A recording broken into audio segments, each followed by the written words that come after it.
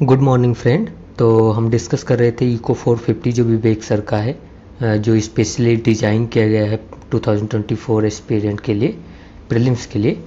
ठीक है, तो इसमें आपको मिल जाएंगे करंट अफेयर हो गया, आपका स्टैटिक पार्ट हो गया, कॉन्सेप्ट हो गया, सब कुछ इसमें क्लियर हो जाएगा। तो ये हम कह सकते हैं कि काफ़ी इम्पोर्टेंट है हमारे एग्ज़ाम के लिए। तो इसमें इकोनॉमिक सर्वे हो गया, हमारा बजट हो गया, या कॉन्सेप्ट हो गया, या हमारा करंट टॉपिक हो गया, ये सारे इसमें इंक्लूड हैं। तो आपको डिसाइड करना है कि आपको देखना है या नहीं देखना है। खुद से कर लीजिए अगर नहीं देखना है वीडियो, बट करके जाना, काफ़ी हेल्प आपको मिलेगी। और इकॉनमी से बताने की तो ज़रूरत है नहीं, अराउंड 20 से 24 क्वेश्चन एवरी ईयर आते रहते हैं। कोई बड़ा चेंज हो जाए तो नहीं, बट एवरेज 20 क्वेश्चन तो होते ही होते हैं, मीन्स 40 मार्क्स। तो कितना इम्पोर्टेंट है ये आप डिसाइड कर सकते हैं। तो फिर चलते हैं, अब हम अभी तक क्या क्या डिस्कस कर चुके हैं वो देखिए पहले। तो हमने ये जो फर्स्ट सेक्शन है जो जीडीपी इन्वेस्टमेंट ग्रोथ को लेकर है, ये हमने कम्प्लीटली डिस्कस कर लिया है। एंड हमने एग्रीकल्चर भी कम्प्लीटली डिस्कस कर लिया है। And we have also discuss the international organisation. And if you will see, so we have discuss budget around 40 question, and leftover question will be discussed tomorrow. And today we will complete the question of money and banking, which are very important in every year. UPSC asked about, you can say, 7 to 10 question from the money and banking event. So it is most important in economy if we consider. So in economy the most important section would be money and banking section. Okay, तो हम इसी को करेंगे। तो हमने, अगर आपको पता हो तो 160 तक कर लिया था मनी एंड बैंकिंग में, 160 क्वेश्चन तक। ठीक है, तो 160 क्वेश्चन से आगे हम स्टार्ट करेंगे। तो चलिए स्टार्ट करते हैं। ओके फ्रेंड, तो 156 से स्टार्ट करते हैं। वैसे हमें करना चाहिए 160 से स्टार्ट, बट हम 156 से इसलिए स्टार्ट कर रहे हैं जिससे हमारी एक कंटिन्यूटी बन जाए।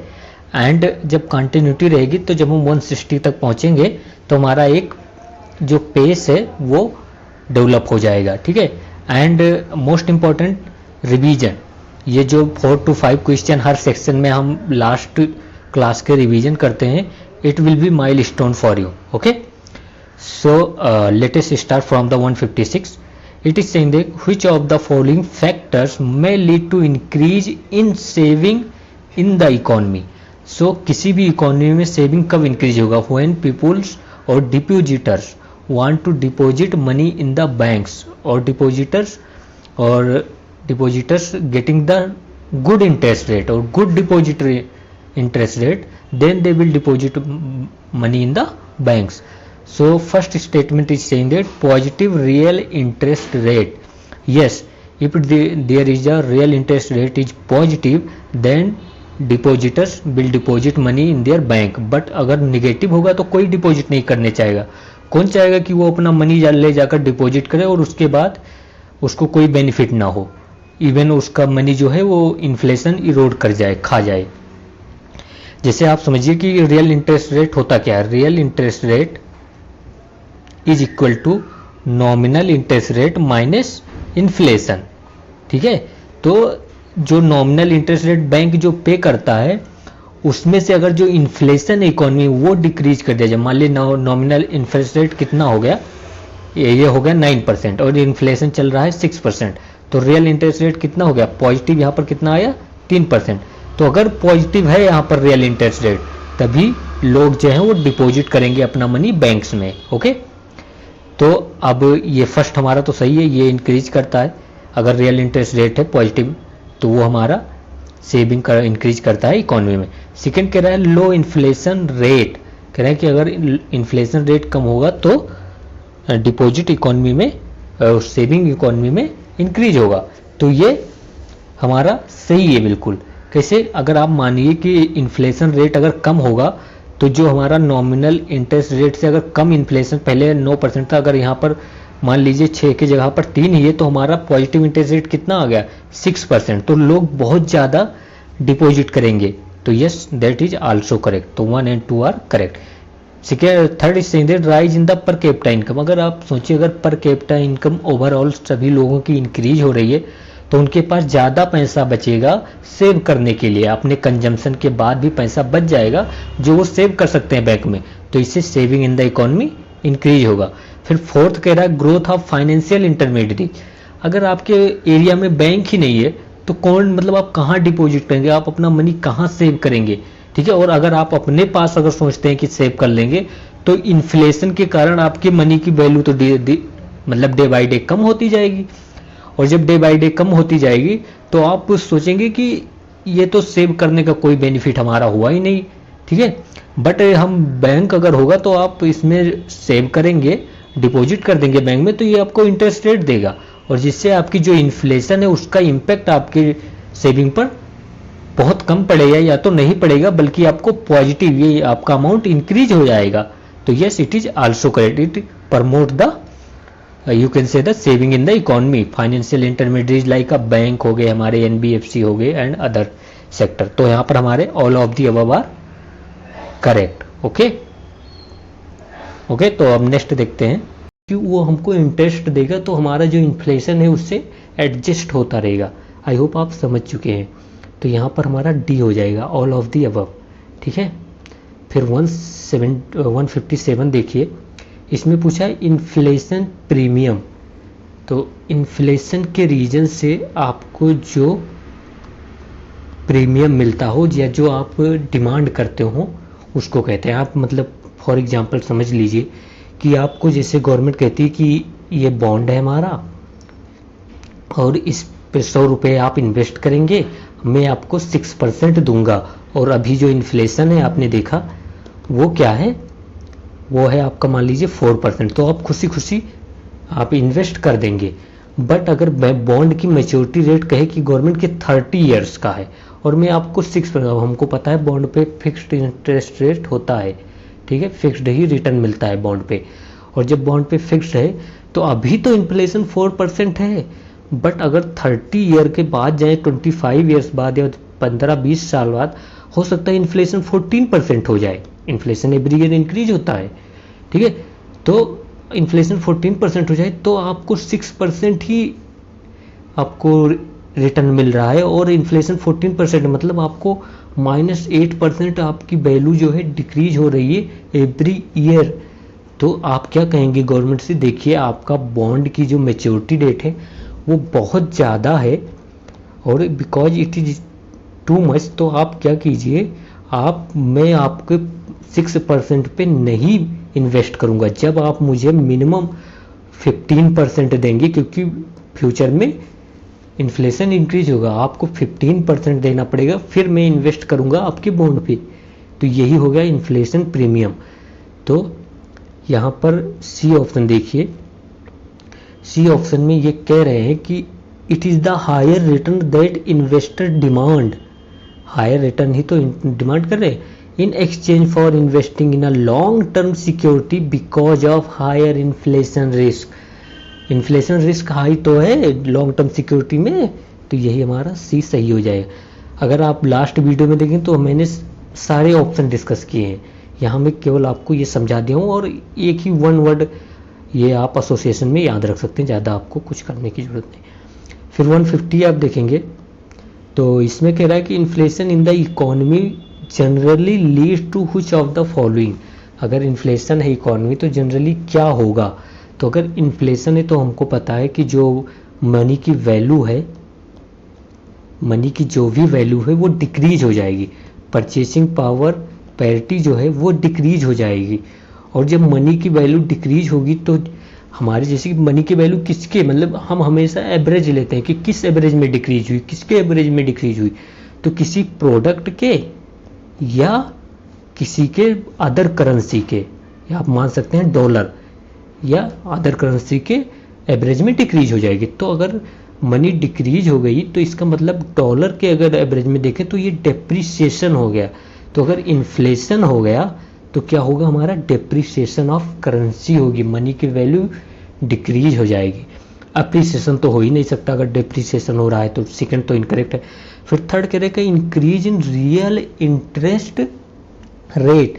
आप ये बताइए अगर जब यहाँ पर ये कह रहे हैं कि generally leads to which of the following inflation है, और जब इन्फ्लेशन होता है तो जो रियल इंटरेस्ट रेट है वो तो कम होता है ना। अगर इन्फ्लेशन इकोनॉमी में हाई है तो रियल इंटरेस्ट रेट जो होगा डिपॉजिट पे वो कम हो जाएगा। ये मैं पहले आपको बता चुका हूँ। तो ये थर्ड में हमारा इनकरेक्ट है, ठीक है। फिर कह रहा है कि क्योंकि यहाँ इंक्रीज कह रहा है, यहाँ पर आपको बोलना चाहिए डिक्रीज रियल इंटरेस्ट रेट होता तो सही हो जाता। फिर फोर्थ कह रहा है increase in nominal interest rate. Yes, nominal interest rate क्या होता है पहले आप ये समझ लीजिए। नॉमिनल इंटरेस्ट रेट होता है inflation plus real interest rate. तो अगर इन्फ्लेशन इंक्रीज हुआ तो नॉमिनल इंटरेस्ट रेट इंक्रीज होगा, तो ये सही है हमारा, ठीक है। तो फोर्थ सही था, 1 सही था, बाकी 2 और 3 इनकरेक्ट थे। तो यहाँ पर सी ओनली आर करेक्ट, ठीक है। फिर 159 देखते हैं हम। इसमें कह रहा है कि if an economy is in liquidity trap then which of the following statement shall be true. तो पहले आप ये समझ लीजिए लिक्विडिटी ट्रैप तो होता क्या। लिक्विडिटी ट्रैप मतलब मान लीजिए यहाँ रिसेशन है इकोनॉमी में, ओके। इकोनॉमी में रिसेशन है तो गवर्नमेंट बैंक या सेंट्रल बैंक क्या करने का ट्राई करेगा कि देखिए सेंट्रल बैंक ये करेगा कि डिमांड इंक्रीज करनी है जिससे रिसेशन से इकोनॉमी ओवर हो सके। तो डिमांड इंक्रीज करने के लिए जो सेंट्रल बैंक जनरली क्या करता है, रेपो रेट जो है वो डिक्रीज कर देता है, लोन इंटरेस्ट रेट, जिससे डिक्रीज हो जाए और लोन मार्केट में आ जाए, मनी सप्लाई इंक्रीज हो जाए, जिससे लोग ज़्यादा डिमांड करने लगे गुड्स एंड सर्विस की और इकोनॉमी फिर से रिसेशन से ओवर हो जाए। बट जब लिक्विडिटी ट्रैप सिचुएशन होता है तब इसमें ऐसा होता है कि सेंट्रल बैंक अपना काम तो कर रहा है, मतलब यहाँ पर रिसेशन है, सेंट्रल बैंक अपना काम कर रहा है, रेपो रेट जो है वो डिक्रीज कर रहा है, बट कोई लोन लेने ही नहीं आ रहा है। मतलब बैंक का जो लेंडिंग रेट है वो 0 तक भी हो गया है, 0%, लेकिन कोई लोन लेने ही नहीं रहा है। आप कहेंगे कि क्यों नहीं लेने आ रहा है, क्योंकि उन लोगों का ऐसा रूमर्स कोई आ गया है मार्केट में, या फिर ऐसी सिचुएशन आ गई है कि उनको लगता है कि वो फ्यूचर में वो उसका रिपेमेंट नहीं कर पाएंगे, वो लोन को वापस नहीं कर पाएंगे, ठीक है।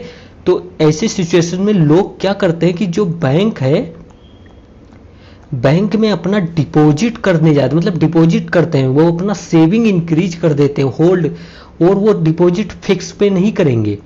वो डिपॉजिट जो उनका होगा वो करंट अकाउंट में होगा, मतलब करंट अकाउंट और अकाउंट में होगा कि वो जब चाहे निकाल सकें, ठीक है। तो फिक्स डिपॉजिट भी नहीं करेंगे वो, समझ रहे हो यहाँ पे। तो करंट और सेविंग अकाउंट आप कह सकते हैं, दोनों में डिपॉजिट करते हैं, मतलब वो अपना कैश ज़्यादा होल्ड करने का ट्राई करते हैं, बट लोन लेने नहीं आएंगे, ना वो परचेसिंग करेंगे, ना वो डिमांड करेंगे। तो यही सिचुएशन होती है लिक्विडिटी ट्रैप। तो ऐसे में क्या होगा, जो इकोनॉमी रिसेशन में पड़ी है वो पड़ी रह जाएगी, क्योंकि लोग स्पेंड ही नहीं कर रहे हैं। समझ में आया। तो अब देखते हैं option liquidity trap. The interest rate in the market will be very low और 0। यस, इंटरेस्ट रेट मार्केट में 0 हो जाएगा हर मतलब लोन का, फिर भी लोग लोन लेने नहीं जा रहे। People and business both will hold their cash and don't spend. Yes, businessman वाले क्यों नहीं स्पेंड करेंगे, क्योंकि जब डिमांड ही नहीं है तो वो मशीनरी खरीद कर क्या करेंगे, मशीन लाकर वो क्या करेंगे, मशीन से तबला बजवाएंगे। भाई डिमांड ही नहीं है ना मार्केट में प्रोडक्ट की, और पीपुल डिमांड ही नहीं कर रहे हैं, वो अपना कैश होल्ड करके रखे हुए हैं, क्योंकि उनको लगता है कि फ्यूचर में कोई प्रॉब्लम आ जाएगी या कुछ होगा, इसलिए पैसा बचा के रखो, ठीक है। फिर yield on bond will be very less. Yes, yield भी जो होगा बॉन्ड पर वो बहुत लेस होगा, क्योंकि हमको पता है जो इंटरेस्ट रेट होता है वो बॉन्ड के प्रोपोर्शनल होता है। अगर इंटरेस्ट रेट इंक्रीज हुआ तो बॉन्ड ऊपर जो यील्ड होगा वो भी इंक्रीज होता है, ठीक है। फिर फोर्थ कह रहा है demand deposit of banks increase. Yes, demand deposit ही तो इंक्रीज होगा, जो हमारा फिक्स डिपॉजिट है वो नहीं करेंगे लोग, क्योंकि उनको पता है पैसा फंस जाएगा बैंक में। वो डिमांड डिपॉजिट करेंगे कि कभी जब उनको ज़रूरत पड़े वो निकाल सकें। तो फोर्थ इज आल्सो करेक्ट। तो यहाँ पर हमारे ऑल ऑफ दी अबव हो जाएगा। तो अभी तक जो हमने किया वो रिवीजन था। आई थिंक आप अपने अब फुल कैपेसिटी में आ गए होंगे। और तो चलिए स्टार्ट करते हैं। पहले मैं देख लूँ वीडियो तो शुरू है। हाँ वीडियो शुरू, 12 मिनट लगा है टोटल यार, इतना तो लगता ही है, ठीक है।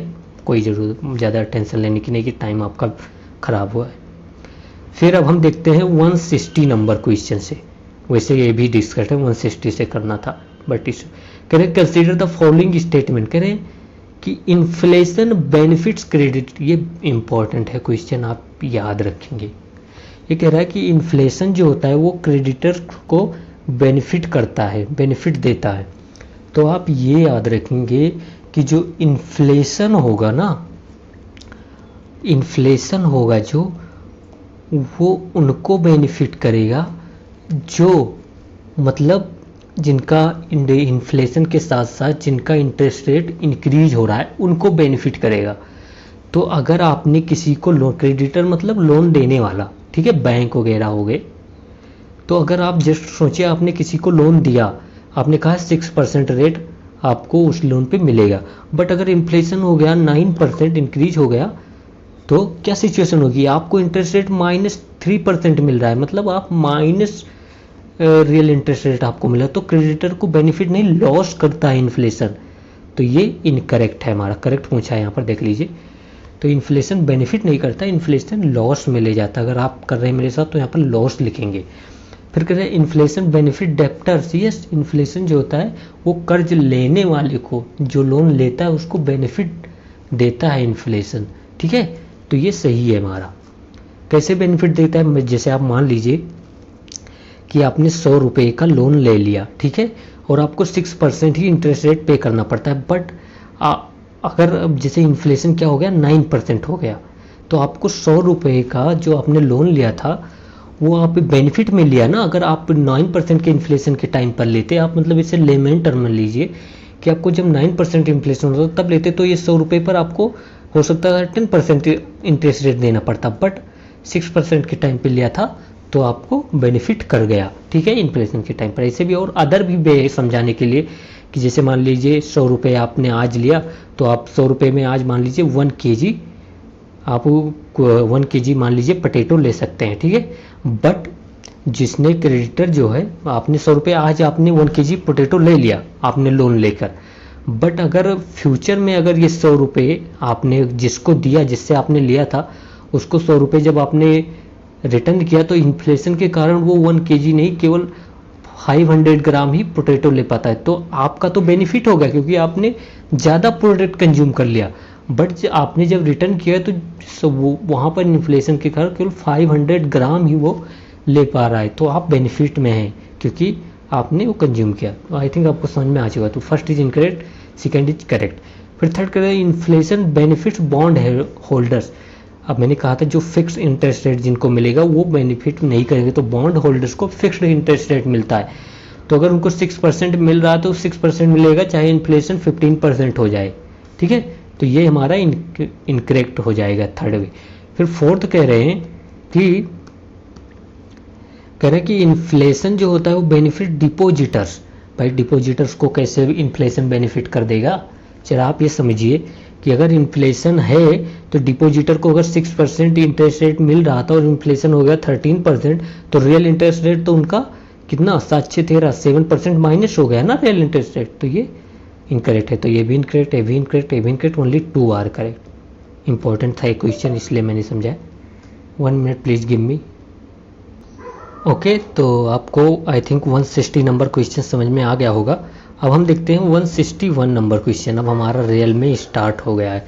देखिए ये कह रहा है कि if a country is experiencing inflation, बाहर से आवाज़ आ रही, थोड़ा इग्नोर कीजिएगा, अभी वो सही हो जाएगा। कह रहे if a country is experiencing inflation then what will decrease. अगर इन्फ्लेशन है तो क्या डिक्रीज होगा, मैंने बताया था क्या क्या डिक्रीज होगा। परचेसिंग पावर पैरिटी डिक्रीज होगी, आपकी मनी वैल्यू डिक्रीज होगी, ठीक है, मनी वैल्यू डिक्रीज होगी, ठीक है। डिप्रिसिएशन होगा करेंसी का, वही है डिप्रिसिएशन, ठीक है। बॉन्ड जो क्रेडिटर्स हैं उनको लॉस होगा, ये सब मैंने देख चुके हैं हम। क्रेडिटर्स को लॉस होगा, बॉन्ड होल्डर को लॉस होगा, तो ये सब लॉस में आएंगे, ठीक है। तो ये कह रहा है कि व्हाट विल डिक्रीज, ठीक है, डिक्रीज वाले को हमको बताना है। 1 मिनट मुझे स्टॉप। ओके, तो अब हम देखते हैं इसको। कह रहा है कि फिर से वो आवाज़ आ रही थी बाहर से, कुत्ते भौंक रहे थे इसलिए मैंने स्टॉप कर दिया था। कह रहे हैं इफ़ अ कंट्री, कह रहे हैं if a country is experiencing inflation, मतलब मान लीजिए इन्फ्लेशन है काफ़ी, देन व्हाट विल डिक्रीज। तो मैंने ये बता दिया था क्या क्या डिक्रीज। तो अब देखते हैं इसमें फर्स्ट स्टेटमेंट कह रहा वेज लेवल, कह रहे हैं वेज लेवल जो होगा वो डिक्रीज हो जाएगा। देखिए स्पेशली अगर हम बात करें, ठीक है, तो ये मतलब अगर concept wise, direct concept wise बात करें तो वेज लेवल जो होता है वो इंक्रीज हो जाता है, ठीक है, वेज लेवल जो होगा वो इंक्रीज हो जाएगा। तो ये आपको से याद हो गया। फिर आ गया आवाज़ बाहर से, 1 मिनट, सो सॉरी, मुझे पता है आपको बहुत डिस्टर्बेंस हो रहा है, बट वो अगर बाहर से आवाज़ आएगी तो आपको वैसे भी समझ में नहीं आएगा। तो यहाँ पर देखिए ये कह रहा है कि अगर इन्फ्लेशन इकोनॉमी तो क्या डिक्रीज होगा, मतलब हमको बताना है क्या डिक्रीज होगा। तो मैंने आपको पहले बताया था कि परचेसिंग पावर पैरिटी जो है वो डिक्रीज हो जाती है। तो हमारा आंसर जो हो जाएगा वो डी हो जाएगा, बट हम सारे ऑप्शन देखते हैं। तो क्या डिक्रीज हो जाएगी, परचेसिंग पावर पैरिटी, मतलब value of money to buy the product वो डिक्रीज हो जाएगी, ठीक है। तो ये आपका सही आंसर हो जाएगा। बट एक यहाँ पर कह रहा है वेज लेवल, तो जब इन्फ्लेशन होता है तो क्या होता है, इन्फ्लेशन जब होता है तो इन्फ्लेशन के साथ वेज लेवल भी इंडस्ट्रीज को इंक्रीज करना पड़ता है। तो ये हमारा आंसर नहीं होगा, ये इंक्रीज होगा, ठीक है। फिर कह रहे हैं the output of goods and services, ये आपको लग सकता है कि हाँ ये डिक्रीज होगा जब मनी, बट यहाँ पर ये वर्ड पर फोकस कीजिए, आउटपुट। देखो आउटपुट डिक्रीज होगा ये कहा नहीं जा सकता, ठीक है। जैसे मान लीजिए कि पहले आपको 1 केजी पोटैटो आपको मिलता था कितने रुपए में, मान लीजिए 60 रुपए में, ठीक है, 1 केजी पोटैटो अब 66 रुपए में मिल रहा है बिकॉज ऑफ इन्फ्लेशन। मान लिया ये इन्फ्लेशन है, ठीक है। बट जो आउटपुट है, मतलब जो 1 केजी पोटैटो है वो थोड़ी ना डिक्रीज हुआ यहाँ पर, मतलब परचेसिंग पावर पैरिटी, फिर से आवाज़ आ गई लेकिन अब कंटिन्यू रखेंगे। जो परचेसिंग पावर पैरिटी है वो डिक्रीज हो गई है, बट आउटपुट जो 1 केजी मिल रहा था वो तो 1 केजी भी अभी मिल रहा है ना, और इसमें जो विटामिन, प्रोटीन, कार्बोहाइड्रेट मिलना है वो भी उतना ही मिलेगा। तो आउटपुट के बारे में कुछ नहीं कहा जा सकता इन्फ्लेशन के टाइम पे, ठीक है। वैसे अगर हम बाल की खाल निकालने बैठे तो हो सकता है हो जाए, बट नहीं। तो आउटपुट ये पहले बेज लेवल तो इंक्रीज होगा, आउटपुट के बारे में कुछ नहीं कह सकते। फिर सी देखिए कह रहे हैं the amount of money needed to purchase a given quantity of goods and service. तो जो ये कह रहे हैं कि जो पैसा आपको ज़रूरत है किसी प्रोडक्ट को परचेस करने की वो डिक्रीज होगी, वो डिक्रीज नहीं, अमाउंट ऑफ मनी इंक्रीज होगा। मतलब जो पहले आप 60 रुपये अमाउंट में खरीद, मतलब 60 रुपये में खरीद सकते थे, अब उसको 66 रुपये में खरीद सकते हैं। तो ये भी यहाँ पर डिक्रीज नहीं है, इंक्रीज होगा। तो ये भी आंसर नहीं होगा, तो हमारा डी ही आंसर सही है, परचेसिंग पावर पैरिटी ही डिक्रीज होती है। आई थिंक आपको समझ में आ गया होगा, बहुत बड़ी बात नहीं, वो इम्पॉर्टेंट भी था क्वेश्चन। तो अगर नहीं समझ में आया तो कमेंट कीजिए, मुझे पता है मैं हर एक कमेंट का रिप्लाई देता हूँ और हर ट्राई करता हूँ कि अगर कोई प्रॉब्लम है तो आप डायरेक्टली तुरंत सॉल्व करने का। फिर ये देखिए कि which of the following will be, 1 minute वो वीडियो चल रही है क्या, हाँ चल रही, भूल जाता हूँ। Which of the following will be the outcome of N economy is under the inflationary pressure. Inflationary pressure मतलब पहले समझ लीजिए कि इकोनॉमी जो है वो बहुत हाई इन्फ्लेशन में ग्रो कर रही, बहुत हाई इन्फ्लेशन पे है, तो उसे इन्फ्लेशनरी प्रेशर कहते हैं, ठीक है। इन्फ्लेशन का प्रेशर है, इन्फ्लेशन का दबाव है इकोनॉमी पर। तो कह रहे कि आउटकम, तो उसका आउटकम क्या होगा, उसका कॉन्सिक्वेंस क्या होंगे, क्वेश्चन समझना सबसे बड़ी बात है, पहली बात। तो फर्स्ट कह रहा है कि domestic currency head for a depreciation. Of course अगर इन्फ्लेशन है तो डोमेस्टिक करेंसी डिक्रीज हो जाएगी, डिप्रिशिएट हो जाएगी उसकी वैल्यू। तो ये हमारा सही हो गया, ठीक है। फिर सेकेंड कह रहा है कि export become less competitive with import getting costlier. ये भी सही है हमारा। एक्सपोर्ट क्यों लेस कम्पिटेटिव हो जाएगा, मान लीजिए ये यूएसए है, ठीक है, और ये इंडिया है। तो इंडिया में पहले जो कॉफ़ी का प्राइस था वो 60 रुपये था, तो यूएसए वाले खरीद रहे थे, अब 66 रुपये हो गया, तो वो लेस कॉम्पिटिटिव हो गया ना, महंगा हो गया यूएसए वालों के लिए इन्फ्लेशन। और सब बातें आप अभी बिल्कुल भूल जाइए, ठीक है। आप सिर्फ इस कॉन्सेप्ट पे, मतलब इंडिपेंडेंट भी इकोनॉमी में सोचना पड़ता है हमेशा। आप एक तार दूसरे तार से लगाना छोड़ दीजिए कुछ पॉइंट पर, तो ये क्या होगा, जो एक्सपोर्ट आपका लेस कम्पिटेटिव हो गया, क्योंकि आपकी कंट्री में इन्फ्लेशन है जिसने प्रोडक्ट की प्राइस को इंक्रीज कर दिया, ठीक है। और इंपोर्ट कॉस्टलियर क्यों होगा ये भी देख लेते हैं। तो इंपोर्ट इसलिए कॉस्टलियर हो जाएगा कि आप जैसे क्योंकि आपका मनी जो है वो डेप्रिसिएट हो चुकी है, आपकी वैल्यू मनी की कम हो चुकी है। तो वैल्यू कम हो चुकी है तो इसका मतलब डॉलर जो है वो स्ट्रांग हो चुका है, और डॉलर स्ट्रांग हो चुका है, आपको ज़्यादा डॉलर पे करना पड़ेगा, ज़्यादा मनी पे करनी पड़ेगी। समझ रहे हो? फिर से समझते हैं। जैसे मान लीजिए पहले $1 था 60 रुपये, अब क्योंकि इन्फ्लेशन हो गया और मनी की पावर डिक्रीज हो गई तो अब क्या हो गया, $1 80 रुपीज़। तो अब आपको $1 का सामान यूएसए से लेने के लिए आपको 80 रुपीज़ देने पड़ेंगे, तो आपका जो इंपोर्ट हो गया वो कॉस्टलियर हो गया। समझ रहे हो? समझ रहे हो ना? ठीक है। फिर ये कह रहा है कॉस्ट ऑफ बोरोइंग डिक्रीज। कौन सी बात कर रहे हो यार, अगर इन्फ्लेशन है इकोनॉमी में तो सब रियल इंटरेस्ट रेट की डिमांड करेंगे जो इन्वेस्टर होंगे, और रियल इंटरेस्ट रेट मतलब इन्फ्लेशन प्लस वो क्या करेंगे, रियल इंटरेस्ट रेट, तो उतना डिमांड करेंगे। तो इन्फ्लेशन से हमेशा ज़्यादा रुपए, मतलब जो इंटरेस्ट रेट होगा वो ज़्यादा डिमांड करते हैं कस्टमर या इन्वेस्टर, सॉरी। तो इसलिए जो बोरोइंग डिक्रीज नहीं होगी कॉस्ट की, वो इंक्रीज हो जाएगी। ठीक है। तो यहाँ पर हमारा थर्ड इनकरेक्ट था, 1, 1 एंड 2 आर करेक्ट। फिर 163 देखते हैं। ये कह रहा है कि which of the following may lead to an increase in overall price। Overall price की बात कर रहा है, ठीक है। तो यहाँ पर फर्स्ट स्टेटमेंट कह रहा है कि इंक्रीज इन इफेक्टिव डिमांड। तो इफेक्टिव डिमांड क्या होती है, एग्रीगेट, ठीक है, aggregate demand minus aggregate supply. तो जो एग्रीगेट डिमांड अगर प्लस में आ गई यहाँ पर, ठीक है, एग्रीगेट सप्लाई के बाद अगर एग्रीगेट डिमांड अगर घटाने के बाद प्लस में आ गई तो वो हो गई इफेक्टिव डिमांड। तो अगर इफेक्टिव डिमांड इंक्रीज हुआ है तो क्योंकि सप्लाई उतना नहीं कंप्लीट कर पा रहा है, वही तो हमारी इफेक्टिव डिमांड। तो यस, अगर इफेक्टिव डिमांड है तो ओवरऑल प्राइस इंक्रीज होगा प्रोडक्ट का, ठीक है। इंक्रीज पर हमेशा फोकस करते रहिए।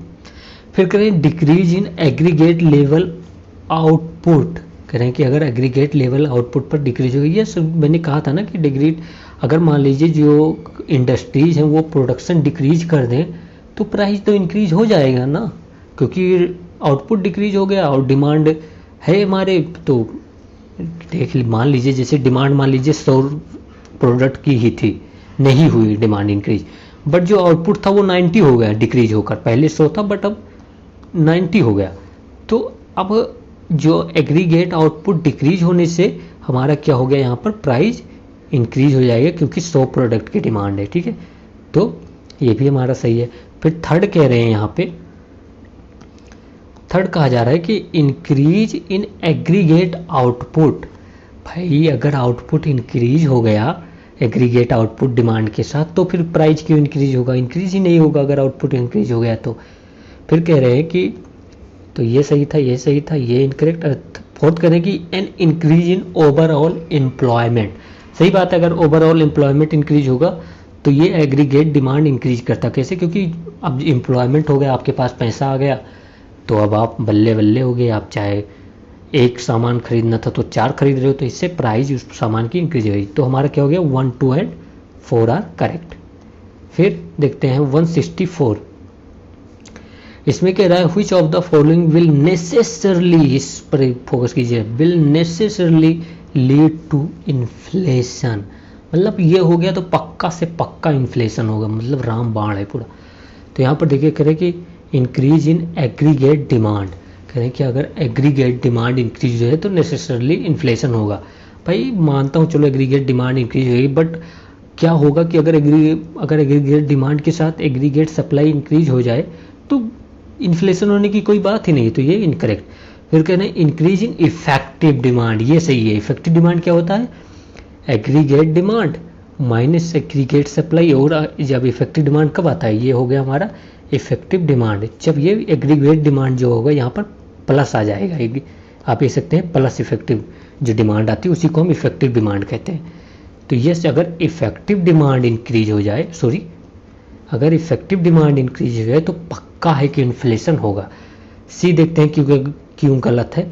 ये कह रहा है कि डिक्रीज इन एग्रीगेट आउटपुट, अगर एग्रीगेट आउटपुट डिक्रीज हुआ, बट क्या हो सकता है कि एग्रीगेट आउटपुट इसलिए डिक्रीज हो गया है क्योंकि एग्रीगेट डिमांड भी डिक्रीज हो गया, तो इसमें कोई ज़रूरी नहीं है कि इन्फ्लेशन हो। फिर कह रहे हैं इंक्रीज इन गवर्नमेंट स्पेंडिंग, ठीक है, गवर्नमेंट स्पेंडिंग इंक्रीज हुआ, मनी सप्लाई मार्केट में इंक्रीज हुआ, बट क्या हो कि इंडस्ट्रीज भी अपने फॉर्म में आकर उतना प्रोडक्शन कर दें, तो इससे ज़रूरी नहीं है कि जो प्राइस है या इन्फ्लेशन हो। तो ये भी इनकरेक्ट, ये भी इनकरेक्ट, ये भी इनकरेक्ट, ठीक है, तो ओनली बी आर करेक्ट। फिर 165 देखते हैं।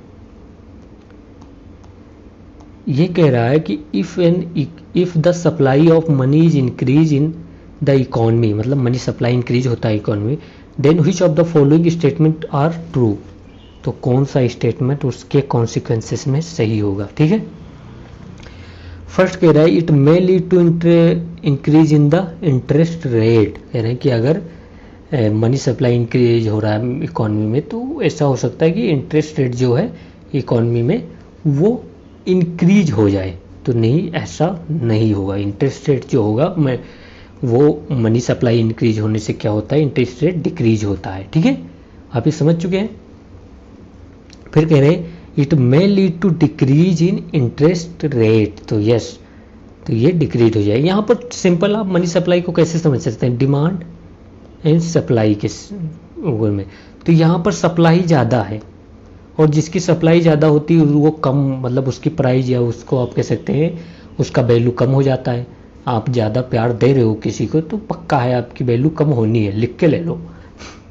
ऐसा नहीं कि मेरा एक्सपीरियंस है, वैसे बोल रहा हूँ सुन सुन के, नहीं तो बिना मतलब कुछ भी सोचने लगो, ठीक है। तो वही बात है यहाँ पर भी, मनी सप्लाई यहाँ पर इंक्रीज हो इसका मतलब उसकी वैल्यू कम हो रही है, और उसकी वैल्यू अगर कम हो जाएगी तो उसका मतलब उस जो इंटरेस्ट रेट जो होगा वो डिक्रीज हो जाएगा, ठीक है।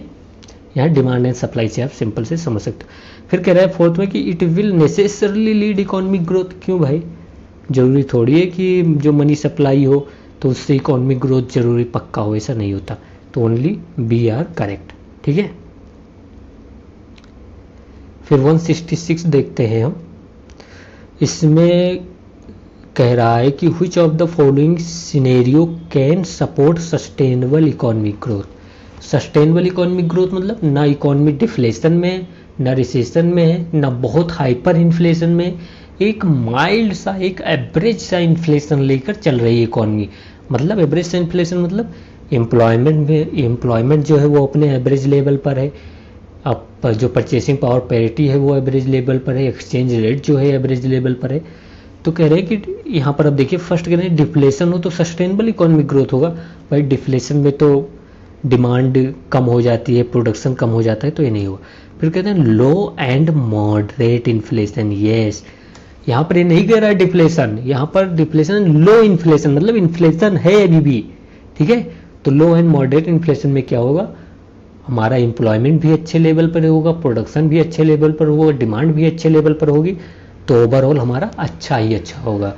मतलब चांद तारे वो क्या बोलते हैं कि पता नहीं क्या बोलते हैं, भूल गया। तो ये 2 हमारा सही है। फिर गलोपिंग इन्फ्लेशन मतलब बहुत तेज इन्फ्लेशन है, अगर बहुत तेज इन्फ्लेशन होगा इकोनॉमी में तो वो हमारे लिए अनसस्टेनेबल है, ठीक है। तो ये हमारा इनकरेक्ट हो जाएगा, थर्ड इज इनकरेक्ट, ठीक है। फिर तो हाइपर इन्फ्लेशन फोर्थ बोल रहा है। हाइपर इन्फ्लेशन मतलब इसमें भी बहुत ज़्यादा इन्फ्लेशन है, और बहुत ज़्यादा इन्फ्लेशन होगा तो ये हमारी इकोनॉमी के लिए बहुत ख़राब है, ठीक है। तो ये आप समझ सकते हैं। तो ओनली उसमें कौन सा सही था हमारा, only 2 are correct, okay okay. अगर इतना समझ में आए तो कमेंट कीजिएगा, मैं समझा दूंगा, बट बहुत सिंपल है तो उस पर time. Which of the following are the regions that make a moderate level inflation good for the economy? अब यहाँ समझ सकते हैं क्यों अच्छा है वो, इसीलिए तो सर की इकोनॉमी बहुत अच्छी है, क्योंकि वो हर कॉन्सेप्ट को, जो इम्पोर्टेंट है कॉन्सेप्ट, उनको वो ये बहुत ही सही से क्लियर करते, टॉपिक वाइज और कॉन्सेप्ट वाइज चलते रहते हैं, ठीक है। फिर कह रहे हैं क्यों मॉडरेट लेवल वाला इन्फ्लेशन सही है हमारी इकोनॉमी के लिए। पहला आप देखिए, ये कह रहा है कि इट इंक्रीज कंजम्पशन लेवल। ये अगर मॉडरेट लेवल का इन्फ्लेशन है तो कंजम्पशन लेवल है, तभी तो वो मॉडरेट लेवल का इन्फ्लेशन है, ठीक है। तो वो इंक्रीज करता है। और क्यों इंक्रीज करेगा, देखो मॉडरेट लेवल इन्फ्लेशन, एम्प्लॉयमेंट भी है अच्छा, और जब एम्प्लॉयमेंट अच्छा है तो लोग के पास पैसा है, और पैसा है तो वो लोग डिमांड करेंगे, तो इससे कंजम्पशन लेवल इंक्रीज होगा, ठीक है। तो फर्स्ट इज करेक्ट। सेकंड करें it keep business profitable. Yes, profitable क्यों, क्योंकि एम्प्लॉयमेंट भी अच्छा है और उनका प्रोडक्शन भी, डिमांड भी अच्छी है, तो उनका ओवरऑल प्रॉफिट ही प्रॉफिट है, ठीक है। तो प्रॉफिटेबल होते हैं। फिर कह रहे हैं it include people to save more. तो ये सब कॉस्ट ये भी सही हो जाएगा। क्यों, क्योंकि अगर आप मानिए कि ज़्यादा लोग एम्प्लॉयमेंट है, ज़्यादा कमा रहे हैं, तो ज़्यादा सेव भी करेंगे, तो मतलब सीधी सी बात है ना। तो इसीलिए हमारा जो मॉडरेट लेवल का इन्फ्लेशन है वो सही होता है, ठीक है, इकोनॉमी के लिए। तो यहाँ पर all of the above are correct. फिर 168 देखिए, कह रहा है कि consider the following statements regarding an economy facing deflation. Deflation face कर रहा है इकोनॉमी, मतलब इकोनॉमी में डिमांड नहीं है, इकोनॉमी में लोग स्पेंड नहीं कर रहे हैं, डिमांड नहीं कर रहे हैं, प्रोडक्शन जो इंडस्ट्रीज का है, इंडस्ट्रीज का जो प्रोडक्शन है वो डिक्रीज हो चुका है, आउटपुट डिक्रीज हो चुका है, ठीक है। तो उस सिचुएशन में कह रहे हैं कि क्या इसका कॉन्सिक्वेंसेस होगा, तो डिफ्लेशन। पर फर्स्ट कह रहा है यहाँ पर देखिए, कह रहा है कि कंपनीज डिफर देयर इन्वेस्टमेंट। तो यस, अगर डिफ्लेशन है इकोनॉमी में तो कोई भी कंपनी, कोई भी इंडस्ट्री जो है आपकी, वो ये नहीं चाहेगी कि वो कोई नई मशीनरी लगा ले। किस क्या करने के लिए मशीनरी लगाएगी भाई, जब डिमांड ही नहीं है, आउटपुट की ज़रूरत ही नहीं, तो मशीनरी क्या लगाएगा इकोनॉमी। तो ये सही है। फिर क्या है, people differ there expenditure. Yes, वो अपना एक्सपेंडिचर जो है वो टाल रहे हैं कि नहीं, आज हम ये प्रोडक्ट जो उनको खरीदना वो नहीं खरीदेंगे डिफ्लेशन इकोनॉमी में। क्योंकि क्यों डिफर एक्सपेंडिचर करेंगे, क्योंकि जब डिफ्लेशन होगा इकोनॉमी में तो एम्प्लॉयमेंट भी कम होगा, और जब एम्प्लॉयमेंट कम होगा तो लोगों के पास पैसा कम होगा, तो जो भी पैसा है थोड़ा बहुत तो वो लोग सेव करना चाहेंगे, वो स्पेंड नहीं, एक्सपेंडिचर नहीं करना चाहेंगे, उसको स्पेंड नहीं करना चाहेंगे। फिर कहें डिमांड डिक्रीज हो जाती है। डिमांड भी डिक्रीज होती है तभी तो वो होता है ना हमारा डिफ्लेशन में, पूरा साइकिल बन जाता है। फिर कह रहे हैं अनएम्प्लॉयमेंट इंक्रीज। नहीं भाई, अनएम्प्लॉयमेंट डिक्रीज हो जाएगा जब मान लीजिए कि इंडस्ट्री के लिए डिमांड ही नहीं है प्रोडक्ट की, तो वो लोगों को एम्प्लॉयड करके क्या करेंगे, उनसे क्या करेंगे बताओ। वो लोगों को एम्प्लॉयमेंट में रख के क्या करेंगे, ताली बजवाएंगे? नहीं यार, ऐसा होता ही नहीं। तो फोर्थ इज इनकरेक्ट। तो हमारा सॉरी, मैंने कहा था ये एम्प्लॉयमेंट कह रहे इंक्रीज होगा डिफ्लेशन से। हाँ, तो फोर्थ इज यार एम्प्लॉयमेंट, अगर इकोनॉमी फेसिंग डिफ्लेशन तो एम्प्लॉयमेंट इंक्रीज नहीं डिक्रीज यहाँ पर होना चाहिए। आप मतलब करेक्ट कर लीजिएगा इसको, ठीक है, ये डिक्रीज होगा आपका, ठीक है। तो यहाँ पर आपका 1, 2 एंड 3 होना चाहिए सही। एम्प्लॉयमेंट नहीं होता, अगर डिफ्लेशन है तो एम्प्लॉयमेंट लेवल जो होता है वो डिक्रीज हो जाता है। 1, 2 एंड 3 यहाँ पर सही होगा, ठीक है। मैं एक बार, सॉरी यार मेरा माइंड पता नहीं, यहाँ पर अनएम्प्लॉयमेंट दिया हुआ है, तो अनएम्प्लॉयमेंट तो इंक्रीज ही होगा ना, एम्प्लॉयमेंट डिक्रीज होता है। सॉरी, पता नहीं माइंड कहाँ पर है, माफ़ करना, ठीक है। तो यहाँ पर हमारा सही क्या हो जाएगा, ऑल ऑफ दी अबव, क्योंकि अनएम्प्लॉयमेंट दिया हुआ है। मैंने एम्प्लॉयमेंट पढ़ लिया, पता नहीं कहाँ माइंड, सॉरी, ठीक है। फिर 169 देखिए आप, कह रहा है which of the following factors. यही मतलब जब यूपीएससी एग्जाम में ऐसे ही सिली मिस्टेक होते रहते हैं। यहाँ तो मतलब एग्ज़ाम का टाइम नहीं, फिर भी सिली मिस्टेक हो रहा है, तो भाई एस्पिरेंट की तो समझ ही सकते हैं कैसे सिली मिस्टेक हो जाते होंगे, सॉरी यार, ठीक है। फिर following factor could potentially contribute to stagflation in the Indian economy. कहते हैं कि क्या फैक्टर होता है जिससे स्टैगफ्लेशन होता है इंडियन इकोनॉमी में। तो सबसे पहले हम समझेंगे कि स्टैगफ्लेशन होता क्या है। स्टैगफ्लेशन किसी भी इकोनॉमी में ऐसी सिचुएशन होती है जब इन्फ्लेशन जो है वो आपका तो हाई होगा, प्लस जो आपका इकोनॉमिक ग्रोथ होगा वो बहुत कम होगा, इकोनॉमिक ग्रोथ जो होगा वो कम होगा, प्लस जो अनएम्प्लॉयमेंट होगा अनएम्प्लॉयमेंट वो इंक्रीज करता जाएगा। तो इकोनॉमिक ग्रोथ डिक्रीज होता रहेगा, इन्फ्लेशन इंक्रीज होगा, अनएम्प्लॉयमेंट इंक्रीज होगा। तो ये सारी जो कंडीशन है मिलाकर उसको हम स्टेगफ्लेशन कहते हैं। ठीक है, मतलब हम जनरली क्या देते हैं कि इन्फ्लेशन है तो इकोनॉमिक ग्रोथ ज़्यादा होना चाहिए। ठीक है, अगर माइल्ड और मॉडरेट इन्फ्लेशन है, बट ये ऐसी सिचुएशन होती है इन्फ्लेशन है बट इकोनॉमिक ग्रोथ डिक्रीज हो रहा है और अनएम्प्लॉयमेंट इंक्रीज हो रहा है। तो इकोनॉमिक ग्रोथ अगर डिक्रीज होगा तो अनएम्प्लॉयमेंट इंक्रीज होगा, ये तो सही है पूरा। ठीक है, तो अब हम देखते हैं यहाँ पर। फर्स्ट कह रहा है कि हाई इन्फ्लेशनरी प्रेशर, जो इन्फ्लेशन का प्रेशर है, due to increase government spending.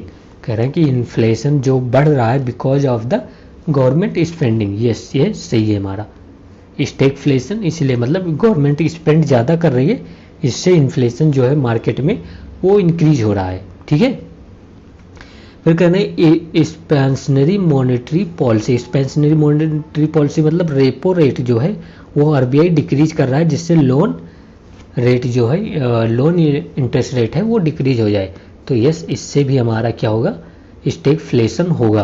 क्योंकि आप बताइए लोन आप डिक्रीज कर रहे हैं, लोन का इंटरेस्ट रेट, लोग लोन ले रहे हैं, बट ये जरूरी नहीं कि वो लोग इन्वेस्ट करें ना, वो इन्वेस्ट करें जिससे प्रोडक्शन हो, इंडस्ट्री ग्रो हो। It is not necessary. वैसे यहाँ पर फर्स्ट स्टेटमेंट में भी अगर गवर्नमेंट स्पेंड कर रही है तो लोगों के पास पैसा तो आ रहा है, बट ये भी जरूरी नहीं है कि लोग उस पैसे को इन्वेस्ट करें, उस पैसे से वो क्या बोलते हैं कि उस पैसे से डिमांड जो वो उस पैसे से इकोनॉमिक ग्रोथ हो इंडस्ट्री का, ये जरूरी नहीं है। फिर कह रहे हैं decline in industrial production and sluggish economic growth. तो ये भी हमारा सही है, इंडस्ट्रियल प्रोडक्शन होगा वो डिक्रीज हो जाएगा।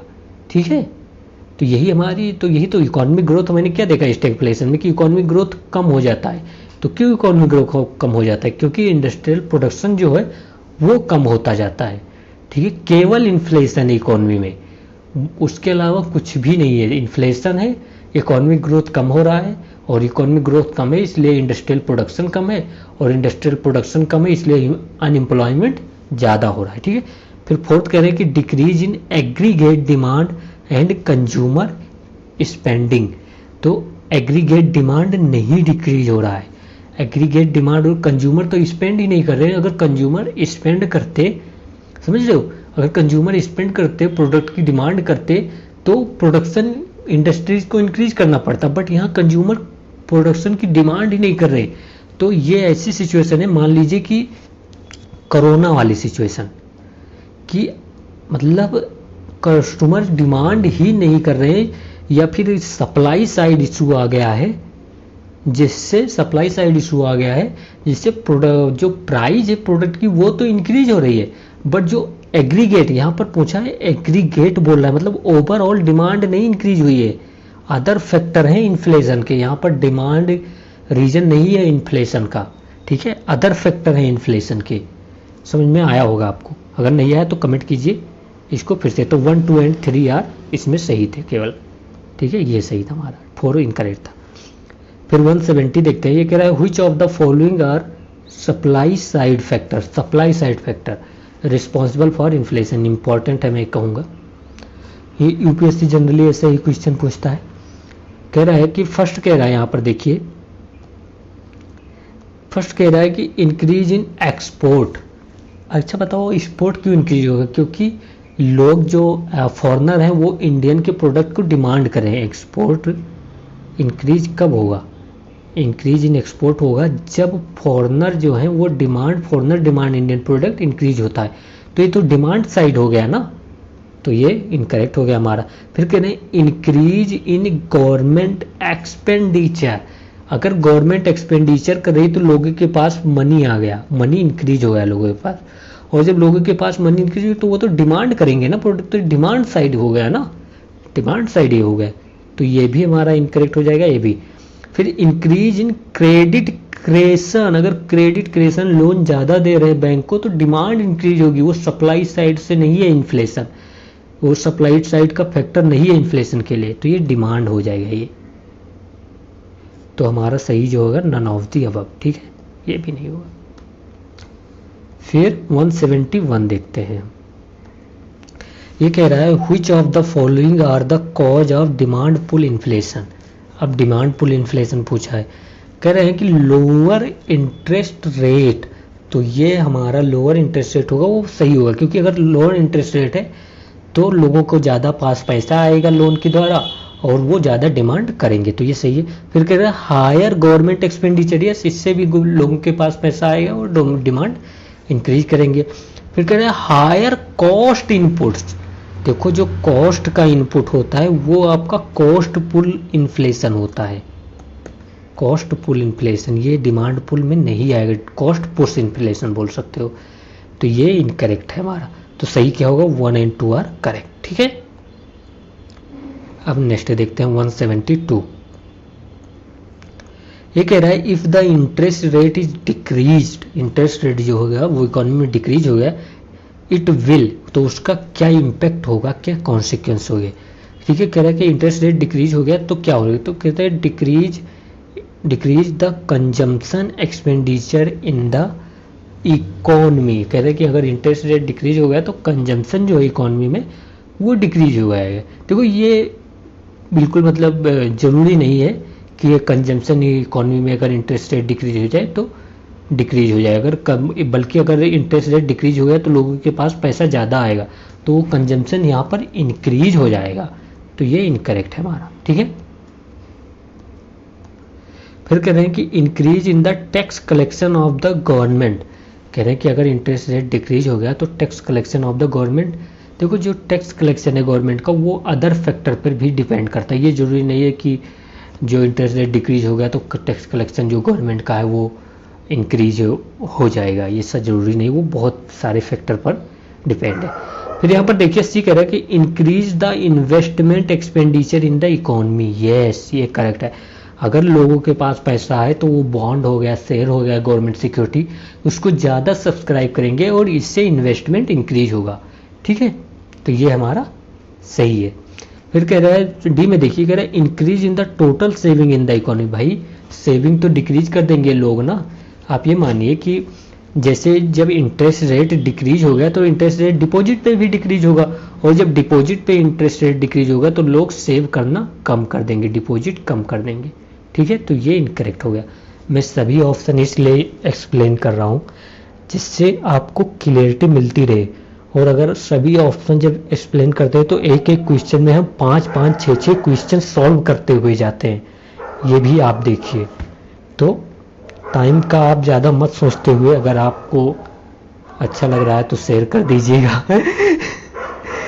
शेयर सब्सक्राइब की तो होड़ लगी है ना, बट बोलना पड़ता है यार, क्या करें। आपका, बल्कि आपका वो फाइनल डिसीजन आपका है, मतलब करना है कि नहीं करना है। बाहर से आवाज़ आ रही है तो उसको इग्नोर कीजिएगा, इसीलिए मैं भी बकवास कर रहा हूँ कि वो कब शांत हो जाए तो मैं पढ़ाना स्टार्ट करूँ, लेकिन करते हैं। कंसीडर द फॉलोइंग स्टेटमेंट कह रहे हैं कि high output leads to unemployment. कह रहे हैं कि अगर हाई आउटपुट होगा तो अनएम्प्लॉयमेंट होगा। कैसे भाई, अगर हाई आउटपुट मतलब इंडस्ट्री ज़्यादा प्रोडक्शन कर रही है और ज़्यादा प्रोडक्शन कर रही है तो जो अनएम्प्लॉयमेंट है वो डिक्रीज होगा, तो ये हमारा इनकरेक्ट हो गया, ठीक है, ये इनकरेक्ट हो गया। फिर सेकंड कह रहा है कि high unemployment leads to inflation. वाह वाह वाह, क्या बात है भाई। जब हाई अनएम्प्लॉयमेंट होगा तो पैसा ही नहीं होगा तो खर्च क्या करोगे, जब भूखे मरेंगे हम तो क्या खर्च करेंगे यार। तो ये इसमें दोनों इनकरेक्ट थे, तो बोथ आर इनकरेक्ट, ठीक है। अब नेक्स्ट देखते हैं, उसमें बोथ इनकरेक्ट थे, उसका बता चुका। फिर 174 कर रहा है consider the following statement in the context of inflation. तो इन्फ्लेशन के कॉन्टेक्स्ट में वीडियो चल रही है, देख लूँ एक बार, हाँ चल रही है, भूल जाता हूँ। तो कह रहे हैं कि कॉन्टेक्स्ट ऑफ इन्फ्लेशन के बारे में बताना कि इस इन्फ्लेशन का देखो, जब एक कॉन्टेक्स्ट पूछे तो आप इसे याद रखिए कि इसका इफेक्ट क्या होगा, इसके कॉन्सिक्वेंस होंगे, बहुत ब्रॉड एरिया में, ये आप खुद माइंड में लेकर चलेंगे। ये कह रहा है कि एन ओवर हीटिंग इकॉनमी। कह रहा है कि अगर कोई इकॉनमी बहुत ज़्यादा ओवर हीट सिचुएशन है, पहले ओवर हीटिंग मतलब समझ लीजिए कि ओवर हीटिंग मतलब इन्फ्लेशन जो है वो हाई है, प्लस जो है एम्प्लॉयमेंट भी बहुत ज़्यादा है। एम्प्लॉयमेंट मतलब जितना एवरेज लेवल होना चाहिए उससे एम्प्लॉयमेंट ज़्यादा है। और एक बात आपको मैं बता दूं यहाँ पर, आपको हो सकता है शॉकिंग लगे कि एम्प्लॉयमेंट ये ज़्यादा है, ये भी हमारी इकोनॉमी के लिए नहीं सही। मतलब कुछ जो है रील बनाने वाले होने चाहिए, समझ रहे हो, या कुछ बेरोजगार भी होने चाहिए। तो आज के बाद जितने बेरोजगार हैं उनकी रिस्पेक्ट करना स्टार्ट कर दो, ठीक है। अगर बेरोजगार नहीं रहे, अगर मान लीजिए सभी लोग एम्प्लॉयमेंट पा गए, तो क्या होगा, हमारी जो इकोनॉमी है वो बहुत ही एक्सपेंशनरी फेज में चली जाएगी, ऐसी कि जिससे कि जो हमारा डिमांड है जो गुड्स एंड सर्विस का, वो कंप्लीट कर पाना बहुत मुश्किल हो जाएगा, ठीक है। तो ये आप याद रखेंगे कि ओवर हीटिंग मतलब इन्फ्लेशन है और एम्प्लॉयमेंट है मतलब फुल कैपेसिटी है, फुल कैपेसिटी से ओवर, ये समझ सकते हैं। इन्फ्लेशन जो है बहुत ज़्यादा हो गया, एम्प्लॉयमेंट लेवल भी बहुत ज़्यादा हो गया। तो अब हम देखते हैं, कह रहा है कि an overheating economy is an economy that is expending at a unsustainable rate. Yes, वो सस्टेनेबल नहीं है लॉन्ग टर्म के लिए, समझ रहे हो, ओवर हीटिंग इकोनॉमी। फिर कह रहे increasing interest rate by RBI is more effective in case of demand pull inflation. Yes, देखो आप मनी सप्लाई जो है, मनी सप्लाई से आप इंक्रीज और डिक्रीज करके क्या कंट्रोल कर सकते हो, आप डिमांड कंट्रोल कर सकते हो, ना कि आप कॉस्ट पुश कंट्रोल कर सकते हो। कॉस्ट जो होगा प्रोडक्ट का, एक बिस्किट जो बनाने का कॉस्ट है वो ऑलमोस्ट सेम रहना है, समझ रहे हो। उसमें जैसे कि जितना उसमें जो भी लगता हो, जितना गेहूं लगता हो, जो उसमें शुगर लगता हो या अदर फैक्टर जो है, वो कॉस्ट जो है ऑलमोस्ट सेम ही रहेगा। Cost pull inflation money supply से इनफैक्ट ज़्यादा इम्पैक्ट नहीं डालता money supply cost pull inflation पे। तो ये हमारा सही, तो 1 are correct, 2 are correct, okay. तो इसमें हमारा क्या हो जाएगा, सी ऑप्शन। फिर हम देखते हैं 175, ये कह रहा है कि द टर्म रीफ्लेशन, रीफ्लेशन मतलब जैसे मान लीजिए इकॉनमी जो थी रिसेशन में थी, यहाँ पर मान लीजिए जैसे रिसेशन में थी, तो अब जो ये इकॉनमी फिर से ये हो गया आपका रीफ्लेशन, इकॉनमी फिर से जो होगी वो इन्फ्लेशनरी फेज में जा रही है। तो उसको जो फेज में जब तक जा रही है उसी को रीफ्लेशन कहेंगे। तो reflation of a economy is related to which of the following कह रहा है, ठीक है। देखते हैं किससे रिलेटेड है। तो रीफ्लेशन जो होगा, ठीक है, रिफ्लेशन कह रहा है, फर्स्ट स्टेटमेंट क्या कह रहा है, स्टेटमेंट क्या रहा है वो देखिए, कह रहा है physical stimulate to expand the output. Yes, अगर रिफ्लेशन जो होगा इकॉनमी में तो गवर्नमेंट क्या करेगी, स्पेंडिंग अपना इंक्रीज कर देगी, जिससे एक्सपेंडिचर अपना पब्लिक प्रोजेक्ट पे इंक्रीज कर देगी, जिससे डिमांड इंक्रीज हो जाए। और जब डिमांड इंक्रीज होगा तो ये क्या करेगा, जो हमारा कहते हैं इकॉनमी जो रिसेशनरी फेज में थी वो रिफ्लेशनरी फेज में आ जाएगी। तो ये सही है, हमारा फर्स्ट इज करेक्ट, ठीक है। फिर सेकंड कह रहा है कि it tries to curve the effect of deflation. Yes, deflation को ही कर्व करने के लिए तो रिफ्लेशनरी स्टेज में जाते हैं हम। फिर कह रहा है monetary stimulus by reducing the interest rate. Yes, monetary benefit दिया जाएगा, रेपो रेट जो है सेंट्रल बैंक को डिक्रीज कर देगा, जिससे लोन सबको मिल पाए। और लोन जब मिलेगा तो वो लोग डिमांड करेंगे, और डिमांड करेंगे तो इकॉनमी जो डिफ्लेशन में थी, जो रिसेशनरी फेज में थी, उससे इकॉनमी वापस आ जाएगी, ठीक है। तो उसी को रिफ्लेशन कहते हैं। तो 1 9 2 3 आर ऑल आर करेक्ट, तो डी आर करेक्ट, ठीक है। फिर 176 देखते हैं, सॉरी 176 देखते हैं, consider the following statement regarding N economy facing disinflation. कोई इकॉनमी डिसइन्फ्लेशन फेस करे। डिसइन्फ्लेशन मतलब ये समझ लीजिए कि इन्फ्लेशन अभी भी है, बट द पेस और रेट कह सकते हो, रेट ऑफ इन्फ्लेशन जो है वो कम हो रहा है, वो कम हो रहा है या मान लीजिए टेम्पोररी कम हो रहा है, तो उसी को डिसइन्फ्लेशन कहते हैं। तो इन्फ्लेशन अभी भी है, बट जो रेट ऑफ इन्फ्लेशन है वो थोड़ा स्लो फेस में है, स्लोइंग फेस में है, ठीक है। तो अब हम देखते हैं डिसइन्फ्लेशन के कॉन्सिक्वेंसेस। ये कह रहे हैं कि जो कंपनीज होंगी, ये कह रहे हैं कि कंपनीज जो होगी डिफर देयर इन्वेस्टमेंट देखो यहाँ पर ऐसा नहीं कि डिफ्लेशन है तो कंपनी जो अपना इन्वेस्टमेंट है वो टाल देंगे, नहीं, इन्फ्लेशन है यहाँ पर तो वो इन्वेस्टमेंट डिफर नहीं करेंगे, वो अपना इन्वेस्टमेंट जारी रखेंगे। फिर कहें पीपुल डिफर देयर एक्सपेंडिचर, क्यों भाई, इन्फ्लेशन है, इकोनॉमी इन्फ्लेशन क्यों है, क्योंकि पीपुल एक्सपेंड कर रहे हैं मनी, तो ये भी इनकरेक्ट। फिर कह रहे हैं डिमांड डिक्रीजेस, क्यों डिमांड डिक्रीज हो जाएगा, जब इन्फ्लेशन है इकोनॉमी में, पीपुल स्पेंड कर रहे हैं तो डिमांड भी अच्छा खासा ही रहेगा। फिर कह रहे हैं अनएम्प्लॉयमेंट इंक्रीज, अनएम्प्लॉयमेंट इंक्रीज क्यों होगा, ऐसा कोई है नहीं, अनएम्प्लॉयमेंट जो होगा वो जिस लेवल पर था उसी लेवल पर रहेगा, ऐसा नहीं कि अनएम्प्लॉयमेंट, क्योंकि इन्फ्लेशन अभी भी इकोनॉमी में अभी भी इंडस्ट्री जो है वो प्रोडक्शन कर रही है अच्छा खासा, तो ये भी हमारा इनकरेक्ट हो जाएगा। तो ऑल आर करेक्ट, इसमें नन ऑफ दी अब, ठीक है। फिर 177 देखते हैं हम, ये कह रहा है कि consider the following statement regarding sovereign gold bonds. आप ये एक बात ये समझ लीजिए, ये सोवरिन गोल्ड बॉन्ड जो है ये यूपीएससी ने पूछ भी रखा है प्रीवियस ईयर कोई मतलब एग्जाम में, तो अब हम देखते हैं ऑप्शन। ये कह रहा है कि सोवरिन गोल्ड बॉन्ड के बारे में देखिए, कह रहा है कि these are government securities, yes bond है, गवर्नमेंट सिक्योरिटीज है, denominated in the grams of gold. जैसे आप समझिए कि जो नॉर्मल बॉन्ड होते हैं उन पे क्या लिखा होता है कि ये देखिए ये 1000 रुपये का बॉन्ड है, आप इसको सब्सक्राइब कर लीजिए, हम आपको इस पर 6% या जितना भी आपको इस पर कूपन रेट देंगे। कूपन रेट मतलब जो इंटरेस्ट रेट गवर्नमेंट पे करेगी आपको, और जब मैच्योरिटी हो जाएगी तो आप इसको रिडीम कर सकते हैं, मतलब आपको 1000 रुपये वापस कर दिया जाएगा, ठीक है। तो ये नॉर्मल बॉन्ड होता है, ठीक है।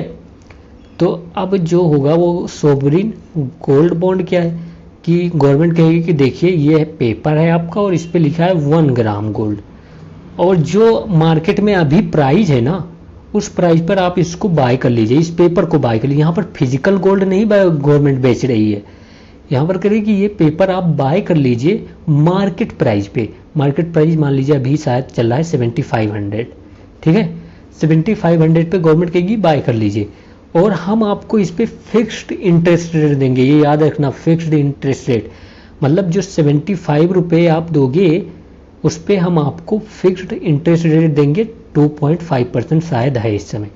तो ये fixed interest rate government every year आपको पे करते रहेगी, ठीक है, एवरी ईयर हो या फिर जो हाफ ईयरली हो वो आप देख लीजिएगा। तो फिक्स्ड इंटरेस्ट रेट पे करेगी गवर्नमेंट, और जब मेच्योरिटी हो जाएगी बन गई इस प्रोजेक्ट की, इस बॉन्ड की, तो गवर्नमेंट जो मार्केट प्राइस होगी उस टाइम 1 ग्राम गोल्ड की, हो सकता है उस टाइम हो जाए 9000 रुपये, तो गवर्नमेंट 9000 रुपये आपको पेमेंट आपको रिटर्न कर देगी, ठीक है, जो मेच्योरिटी मतलब मेच्योरिटी के टाइम पे आपको ये पेमेंट कर देगी 9000 रुपये। तो दिस इज द आप कह सकते हैं सोवरिन गोल्ड बॉन्ड। तो इसका मेन ऑब्जेक्टिव क्या है कि जो हमारे पीपल जो होते हैं, हमारे इंडिया के लोग गोल्ड में इन्वेस्ट करना बहुत सेफ समझते हैं, वो समझते हैं गोल्ड में इन्वेस्ट किया तो वो बहुत सेफ है, हमारा फेलियर, इकोनॉमी फेलियर का ज़्यादा वो प्रॉब्लम नहीं होगा। तो इसीलिए गवर्नमेंट ये लेकर है कि देखिए आप गोल्ड में इन्वेस्ट करने की डिमांड करते हैं, हमको इंपोर्ट करना पड़ता है, हमारा करंट अकाउंट डेफिसिट इंक्रीज हो जाता है, तो बाबू आप ऐसा करो कि आप हमारा ये गोल्ड जो हमारा ये बॉन्ड है ये सब्सक्राइब कर लो, ये गोल्ड की तरह ही आपको होगा। और गोल्ड में आपको तो केवल मेच्योरिटी पर आप जब सेल करते तो उस पर मार्केट प्राइस ही मिलता है, हम तो आपको 2% इंटरेस्ट भी दे रहे हैं, ले लो, तो पब्लिक ले लेगी, ठीक है। तो यही हमारा है सोवरिन गोल्ड बॉन्ड। अब हम देखते हैं, इंपॉर्टेंट था इसलिए अच्छे से थोड़ा सोचा समझा देते हैं। तो ये कह रहा है कि these are government securities denominated in grams of gold, yes यही सही है। फिर कह रहे हैं कि issued by RBI on behalf of the government of India, yes ये भी सही है।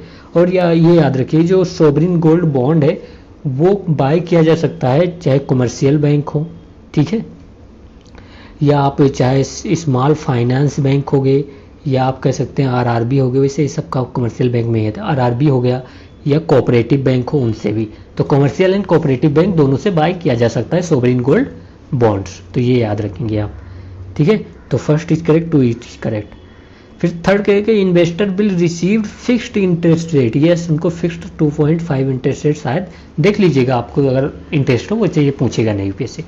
फिर तो फोर्थ कह रहा है कि if the market price of gold decline, मतलब डिक्लाइन कम हो रहा है, investor will be protected against capital. ऐसा कुछ नहीं है भाई, अगर ये बिल्कुल फिजिकल गोल्ड की तरह है, आप फिजिकल गोल्ड खरीद कर ले लेते हैं और मार्केट प्राइस जो है वो आपके फ्यूचर में उसका कम हो जाता है, तो कोई उसका गारंटी थोड़ी ले रहा है। तो इसमें भी गवर्नमेंट गारंटी नहीं लेती।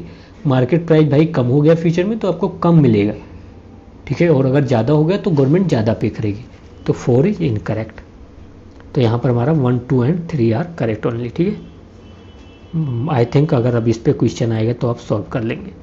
फिर देखिए 178 क्या कह रहा है कि consider the following statements regarding recently launched sovereign green bonds. इतना इम्पोर्टेंट है ये ना कि मैं कितना कवर करूं उतना तो कम ही रहेगा, और आप इसके खुद से मतलब खुद जाकर आप इसको क्या करेंगे, पढ़ेंगे, ठीक है। तो मैं जितना कवर, मतलब मैं सारे इंपॉर्टेंट पॉइंट तो इसमें कवर कर लूँगा, बट अगर आप खुद से पढ़ सकते हैं तो ज़्यादा अच्छा है। बट मैं देखिए आप कितना पॉइंट इसमें कवर कराता हूँ। तो ये समझिए कि जो सॉवरिन ग्रीन बॉन्ड है, it is like other bonds and it is issued by the government, या कोई कंपनी भी इशू कर सकती है, ठीक है, ठीक है। बट अगर गवर्नमेंट इशू करेगी तो it is a part of government borrowing, तो it is a part of government borrowing in capital, okay, हमको पता है कैपिटल। तो इट इज अ कैपिटल डेप्ट ऑन द गवर्नमेंट, ठीक है, इतना आपको समझ में आ गया। फिर ये तो गवर्नमेंट बोरोइंग है, तो इसका पैसा कहाँ जाएगा, तो कंसोलिडेटेड फंड ऑफ इंडिया में। अच्छा, फिर अगर ये ग्रीन बॉन्ड है, यहाँ पर कह रहा है ना ग्रीन बॉन्ड है, तो जो ये मनी इस पे गवर्नमेंट जो उठाएगी या कंपनीज जो उठाएंगी वो इन्वेस्ट करेंगी ओनली इन्वायरमेंटल रिलेटेड प्रोजेक्ट में।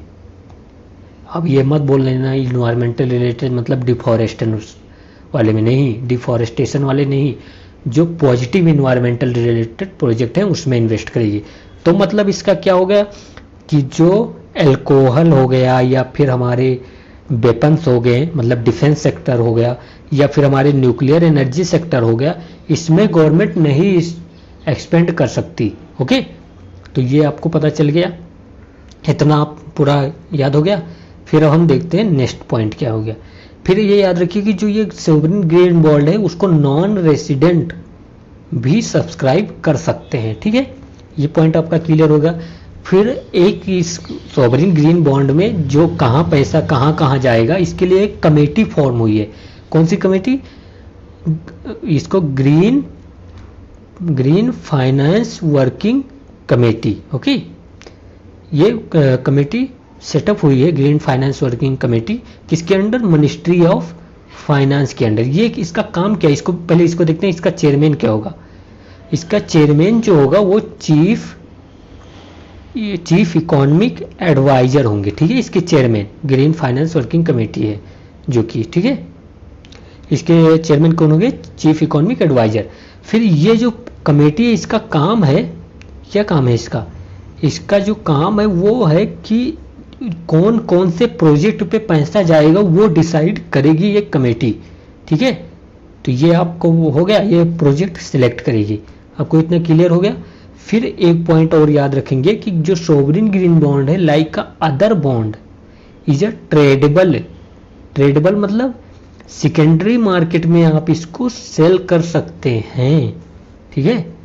आई थिंक जो जितने भी इंपॉर्टेंट थे वो कवर हो चुके। एक पॉइंट और भी आप याद रखें, जो सोवरिन ग्रीन बॉन्ड है इसको आरबीआई ने बैंकों के जो एसएलआर कोटा सिक्योरिटीज होती है उसमें अलाउ कर दिया है। मतलब बैंक जो एसएलआर मनी होती है वो सोवरिन ग्रीन बॉन्ड में इन्वेस्ट कर सकते हैं। फिर एक पॉइंट और याद रखेंगे कि जो रेपो ऑपरेशन है आरबीआई का, उसमें भी ये बॉन्ड परचेस एंड सेल किए जा सकते हैं। आई थिंक अब आपका हो गया है इसमें। अब हम सॉल्व करते हैं, बाकी आप अगर पढ़ना होगा तो खुद से पढ़ेंगे। ये कह रहे हैं कि these bonds will be part of government borrowing and will be डेप्ट on the government of India. ये सो डेप्ट की पार्टी होंगे। दीज प्रोसीड मतलब these loans will be deployed in the public sector project which help in reducing carbon intensity of the economy। yes, ये भी सही है। फिर कह रहे हैं कि the proceed of sovereign green bond can be use to invest in subsidies, yes, grant, in aid for tax foregone. तो यह इसका भी यूज किया जा सकता है इसमें भी, ठीक है। तो ये आप देख लेंगे। तो इसमें 1, 2 एंड 3 ऑल आर करेक्ट। तो ये हम बहुत अच्छे से डिस्कस कर चुके हैं, ठीक है। फिर 179 क्वेश्चन देखते हैं। यहाँ पर देखिए, ये कह रहा है कि the recently constituted green finance working committee will be chaired by, अभी मैंने बताया कि उसको चेयर करेंगे हमारे chief economic adviser under ministry of finance. फिर कह रहे हैं कि 180 में कि which of the following will help in reducing the current account deficits. तो हमें पता है कि बैलेंस ऑफ पेमेंट के कितने पार्ट होते हैं, पहले ये बताओ। बीओपी के कितने पार्ट होते हैं? इसके 2 पार्ट होते हैं, एक होता है हमारा करंट अकाउंट और दूसरा होता है कैपिटल अकाउंट। करंट अकाउंट में कौन सा आते हैं? एक आता है बैलेंस ऑफ ट्रेड, मतलब गुड्स आते हैं, गुड्स का ट्रेड आता है। फिर अदर, ये विजिबल है, ये विजिबल में आता है, ठीक है, विजिबल है ना, गुड्स तो ट्रेड हो रहा है, विजिबल है। फिर सेकंड क्या है, करंट अकाउंट में क्या आता है हमारा? करंट अकाउंट में आता है ट्रेड इन द सर्विसेज, ठीक है। फिर जो इनकम आ रही है, चाहे इनकम हो गया, डिविडेंड हो गया, फिर इंटरेस्ट जो शेयर से मिल रहा है वो सब। फिर हमारे ट्रांसफ़र पेमेंट जो हो गए, गिफ्ट वगैरह आगे वो आते हैं। फिर अगर हम कैपिटल अकाउंट की बात करें तो कैपिटल अकाउंट में हमें पता है क्या क्या आता है।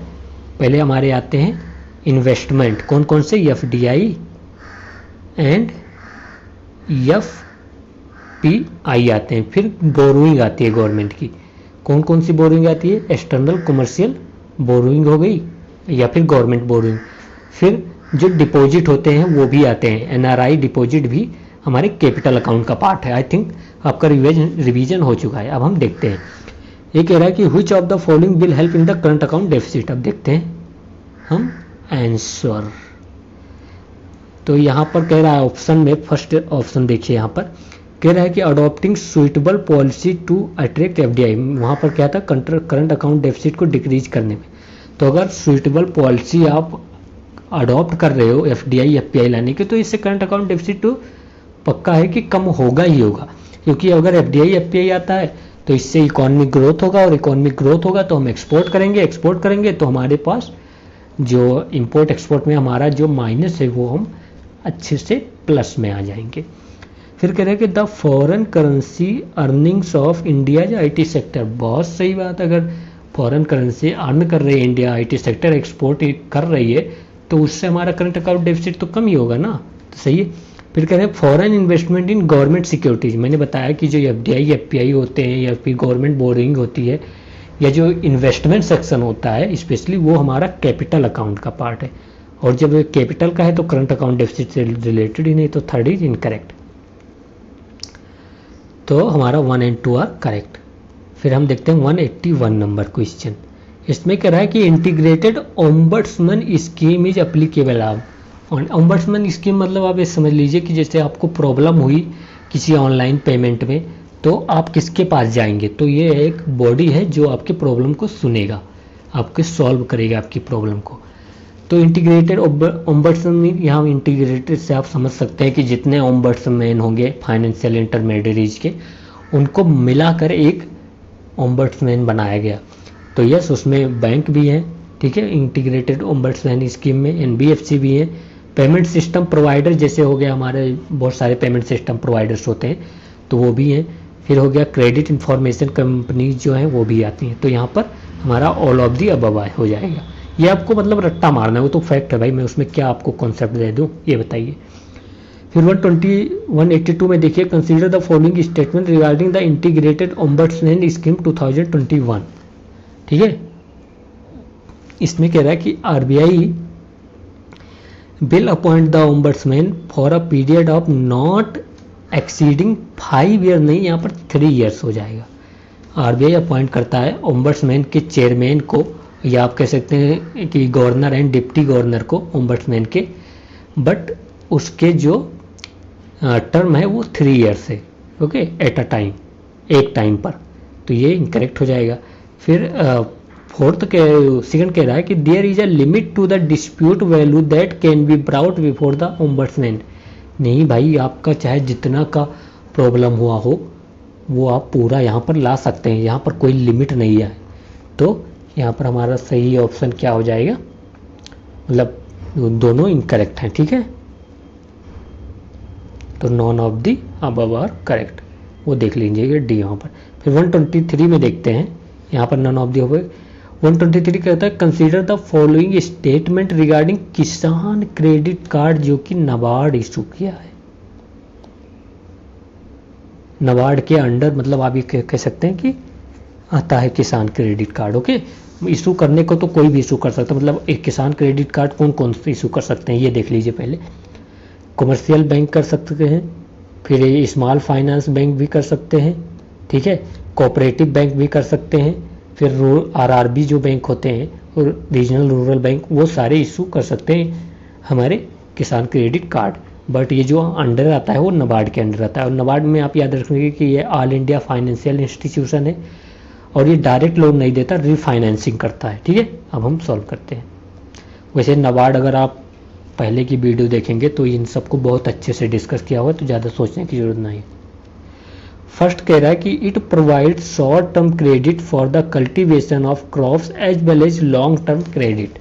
तो ये सही है, जो किसान क्रेडिट कार्ड का जो ऑब्जेक्टिव है वो फार्मर्स को जो शॉर्ट टर्म क्रेडिट की जो डिमांड है, जो शॉर्ट टर्म क्रेडिट प्रोवाइड करना है, जिससे वो उनका जो कंजम्पशन है, या कंजम्पशन के लिए भी है, ये याद रखना, हाउस होल्ड कंजम्पशन के लिए उनको प्रोवाइड करना, या फिर उनका जो फार्म के जो उनका इक्विपमेंट है उनको मेंटेनेंस के लिए देना, इन सब के लिए किसान क्रेडिट कार्ड प्रोवाइड किया जाता है, ठीक है। मेंटेनेंस करना फार्म इक्विपमेंट का, फिर कंजम्पशन लेवल, कंजम्पशन के लिए फार्मर्स के, या फिर पोस्ट, आप इसे कर सकते हैं कि पोस्ट हार्वेस्ट में फार्मर के पास क्या होता है कि कुछ सीजन ऐसे होते हैं जिसमें फार्मर के पास मनी की कमी पड़ जाती है, ठीक है, तो उस को भी डिमांड को कंप्लीट करना, यही हमारे क्रेडिट कार्ड का काम है। ये मतलब समझ लीजिए किसान क्रेडिट कार्ड का काम बहुत बड़ा डिमांड को कंप्लीट करना नहीं है फार्मर्स का। मतलब अगर कभी जैसे यूपीएससी ने एक बार पूछा कि इसका काम है कि कोल्ड स्टोरेज स्टेब्लिश करना, नहीं भाई, ये सब नहीं है। ये एक लोकल लेवल पर छोटे फार्मर्स को प्रोवाइड किया जाता है कि उनका डे बाई डे जो रिक्वायरमेंट है उनकी वो कंप्लीट हो सके। तो या फिर वो बोला कि ट्रैक्टर खरीदने के लिए, नहीं, ट्रैक्टर तो यार 15 लाख का आता है, किसान क्रेडिट कार्ड में 5 लाख से कम तक दिया जाता है, तो ट्रैक्टर कैसे खरीद लेंगे वो। तो ये फर्स्ट हमारा करेक्ट है। सेकंड कह रहे it provides credit for the consumption requirement of farmers house hold, ये भी सही है। फिर कह अवेलेबल टू, सॉरी आवाज़ आ रही होगी बाहर से, 2 मिनट के लिए स्टॉप करते हैं। ओके, तो देखते हैं। इसमें कह रहा है it provide short term credit for the cultivation of crops as well as long term credit, ये बता चुका हूँ मैं आपको। थर्ड देखना था, थर्ड देखते हैं कि available to the owner, cultivator, tenant farmers and sharecropper, ये आपको पता होना चाहिए। यू शुड रिमेंबर दैट कि these are the Kisan credit card is also available for the owner, it is quite possible that कि owner would be get, but the most important you need to remember that it is available to the tenant farmers and sharecroppers including the self-help group. Okay, so you need to remember this point, and please note that these points are very important, that the sharecropper and tenant farmers also can get the kisan credit card. Okay, so third would be also correct. So in this, what is the correct answer is all of the above. Okay, I hope you get the answer. So for my English speaking brothers and sisters, I want to say that कि अगर if you get any issue, so please comment, I will resolve that. And as I am from the mostly my language is in Hindi medium, and I have also means my, you can say that कि I have means my you can say till the 12th intermediate I had just in the my schooling medium was the Hindi, so my English is damadol. Okay, so but I will try my best to speak in English and try to explain in the English, so you can get the point. Okay, so let us see the 184. और Hindi medium वालों तुमको तो पता ही है यार, मतलब आधा से ज़्यादा तो बता ही देता हूँ, हिंदी में ही सारा बोलता हूँ. Okay, so let us on to 184 is saying that कि which of the following category of financial institution are not involved in the implementation of Kisan credit card. We have already discussed that कि Kisan credit card is implemented by the scheduled commercial bank, small finance bank, payment bank, you can say the cooperative bank, because the scheduled commercial bank also can be a payment bank. Okay, the cooperative bank and rural regional bank. So these are all bank can be a implementer in the Kisan credit card. So these are the institutions who implement the Kisan credit card. Okay, so now we will see the option. First is saying that the regional rural banks we have discussed, yes, they are the implementing the Kisan credit card. Second कह रहा है कि cooperative banks, we have discussed cooperative bank is also in the list. Small finance bank is in the list. Now it is the about the NBFC, and you not forget the he has asked about the not correct. Okay, so if we see the as per the question, so it would be not correct, it would be not correct, it would be not correct. But NBFC is the institution or financial intermediaries who has no right to implement the Kisan credit card. Okay, so D would be correct answer. लगता है English धीरे धीरे सही हो जाएगी ना. Okay, so next 185 question is saying that कि which category of financial institution have the highest share in the agriculture credit. It is important, and if you will be see that, so it is saying that D option is non-banking financial companies. So अगर non banking financial companies की बात करें तो they are generally not giving the loans in the general circumstances. So how it can be a highest share in the agriculture credit? So D would be incorrect. C is saying that कि cooperative banks they are giving the loan to the agriculture sector, but they are not the highest. Where as we know that कि अगर आप you will see in the around of yours, you will rarely see the any cooperative banks, or even if you see, so they have they are generally giving the loans very small amount of loans, so it is not the largest. Okay, for regional rural bank same is that regional rural bank is also has not a commercial bank, yes, like RBI, and you can say that like ICIC and Axis Bank. Okay, so the Punjab National Bank, these are the bank which have the highest share in the agriculture credit lines. So ये option would be correct. English medium student अभी मैं इसलिए अभी English पे इतना focus कर रहा हूँ बिकॉज अभी एक कमेंट आया एंड ही सेइंग दैट कि because you are I am from the south belt, so वो हिंदी उसको नहीं आता, सो वो उसको प्रॉब्लम है दैट कि he will even not to recognize that कि which option is are correct I am marking. So for the that student sorry, what I have covered already the video, but in the further video I will be try to speak in English and Hindi both. Okay, so first option ये would be correct. फिर 186 is saying that कि which of the following statement are true regarding the prompt corrective action. तो prompt corrective action means you can say that it is a, first of all you have to remember that it is a instrument of the RBI. It is an instrument of the RBI to supervise or to regulate the banking sector. Okay, how to regulate the NPA in the banking sector more specific. Okay, so now first is saying that कि it is a supervisory tool of RBI for effective market discipline. Yes, effective market discipline in the financial, यहाँ पर कर सकते हो आप financial intermediaries. So first is correct. Second is saying it applies once financial institution reach certain threshold level regarding capital, asset quality and leverage. Yes, it is applied when the financial institution reach the threshold, or you can say that they pass the threshold that RBI has set before preset. Okay, So you can understand that ki like RBI have told that ki you cannot have NPA with your capital more than the 10%. So you cannot have a NPA more than 10% of your capital. अगर ये 10% capital का threshold पास कर देते हैं तो RBI क्या करेगा, उनको प्रॉम्प्ट करेक्टिव एक्शन के अंडर लिस्ट में डाल देगा. And when the bank are under the prompt corrective action, the bank many function of the bank is stopped and RBI has discretionary power either about the merger of the bank, either about the widening of the bank, either about the stopping the bank to making the more credit or creation of the credit. So both are correct, you can say that in this. Okay, you are right. Now we will see that in this both option are correct, so C would be correct. ओके, अब next देखते हैं 187.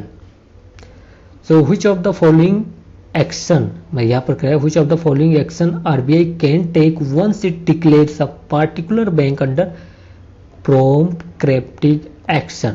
सो I said already that कि if any bank is declared prompt corrective action under RBI list, so RBI has discretionary power under in this. So RBI can prohibit lending, yes. Increase in provisioning means in percentage of their risk weightage asset. So you can say provisioning मतलब क्या होता है, in simple language you can understand it कि if NPA in the bank increase, the bank have to collect more capital or have to keep more capital in percentage of NPA. सो अगर NPA increase होता है तो bank को capital ज़्यादा collect करना पड़ेगा और कैपिटल ज़्यादा लाना पड़ेगा. And in this if the NPA increase and bank have to require the more capital, so bank generally keep the capital of their profit. तो जो प्रॉफिट होगा वो कैपिटल में रखना पड़ेगा and it increase the profit of the bank. Okay, so यही कह सकते हो कि अगर एनपीए इंक्रीज होगा तो profit of the bank decrease हो जाएगा क्योंकि बैंक को ज़्यादा कैपिटल रखना पड़ेगा. और कैपिटल क्यों, why this capital required the bank, because it make the bank sustainable to grow और sustainable in the economy. If there is a NPA is increasing and bank capital is very less, so it is a likely the chance that कि bank going to fail in the recently. So you can say that it is. तो provisioning मतलब NPA increase हुआ तो bank को ज़्यादा capital लाना पड़ेगा, simple से हिंदी में. तो 1 इज करो एंड 2 इज करेक्ट. फिर थर्ड करेगा ब्रिंग इन न्यू मैनेजमेंट और supersede the banks board. Yes, RBI can do this if there is a prompt corrective action over any bank. तो RBI has the complete power to bring new management for that bank, so that मतलब ये solve करने के लिए. So third would be also correct. फिर fourth कह रहे हैं कि bank merger. Yes, RBI can also force the bank to merge with the other banks. So ये आप याद रखेंगे. तो ठीक है, अब ये आपको याद रखा. और what is the parameter to keep the bank और to you can say that to help the bank in the prompt corrective action by the RBI. तो आरबीआई प्रॉम्प्ट करेक्टिव एक्शन में किसी को बैंक को क्यों रखेगा, क्या पैरामीटर है. तो फर्स्ट पैरामीटर आप कह सकते हैं कि it is a capital adequacy ratio. We will understand later but you just understand it कि आपको उतना कैपिटल होना चाहिए जितना आपका एनपीए है. Same like a provisioning you can say that in that. Okay, तो आपको कैपिटल उतना लाना पड़ेगा जितना आपका ये रिस्क वेटेड एसेट है. रिस्क वेटेड एसेट मतलब एनपीए. फिर एसेट क्वालिटी भी देखता है बैंक. एसेट क्वालिटी मतलब सेम थिंग. अच्छा, बैंक की एसेट क्या होती है पहले ये आप समझिए तब आपको समझोगे. ये कोई बैंक हो गया, ठीक है. तो जो बैंक लोन देगा, the loan of the bank would be asset for the bank, but the deposit of the bank is the liability of the bank. Liability means bank has to repaid this deposit to the customer when the customer required. And loan is the asset. Why asset? Because bank will get interest on that loan, and at the maturity the loan would be returned to the bank. So this is the asset for the bank. So you will remember that. Agar if there is the increasing, you can say the asset quality is decreasing, matlab loan NPA is increasing. So if there is a asset quality decreasing, the bank can be held under the prompt corrective action. Okay, or RBI can declare any bank under the prompt corrective action if there is a NPA is increasing, asset quality is decreasing, and capital adequacy ratio is decreasing. Okay, अभी हम वो capital adequacy वाला देखेंगे. तो यहाँ पर हमारा क्या आंसर हो जाएगा? All of the above. Answer would be all of the above. फिर 188 saying that he consider the following statement regarding the supervisory action framework. Supervisory action framework means SAF. So like a prompt corrective action is for the, remember that I forget to tell you that ki prompt corrective action is primarily for that you can say the scheduled commercial bank. Okay, it is primarily for the scheduled commercial bank and NBFC. Okay, but prompt corrective action is not applicable. PCA is not applicable. English medium student, please understand. PCA is not applicable on the RRB and also on the payment bank and small finance bank and cooperative bank. So PCA is not applicable on these banks. Okay, so now we know that CPA is not applicable on the cooperative bank. So for the urban cooperative bank, RBI has make the another provision that called the supervisory action framework. In the implementation stage, और कह सकते हो कि जैसे हमारा prompt corrective action है वैसे ही इसमें भी regulation are the same, but it is a new terminology for the urban cooperative bank. बहुत स्मॉलर तो डिफरेंस होगा ही, but that not important for our exam. फिर यहाँ पर देख लीजिए, अब ऑप्शन देखते हैं. It is applicable for the urban cooperative bank. Yes, it can initiated in case of serious governance issue. Yes, governance issue if there is in the urban cooperative bank, RBI can declare supervisory action framework over urban cooperative bank. तो C would be correct. Sorry, next देखते हैं 189. It is saying that the theme for the Financial Literacy Week 2023. In this, only important thing is that who released the Financial Literacy Week or who conduct the Financial Literacy Week. So remember that the RBI.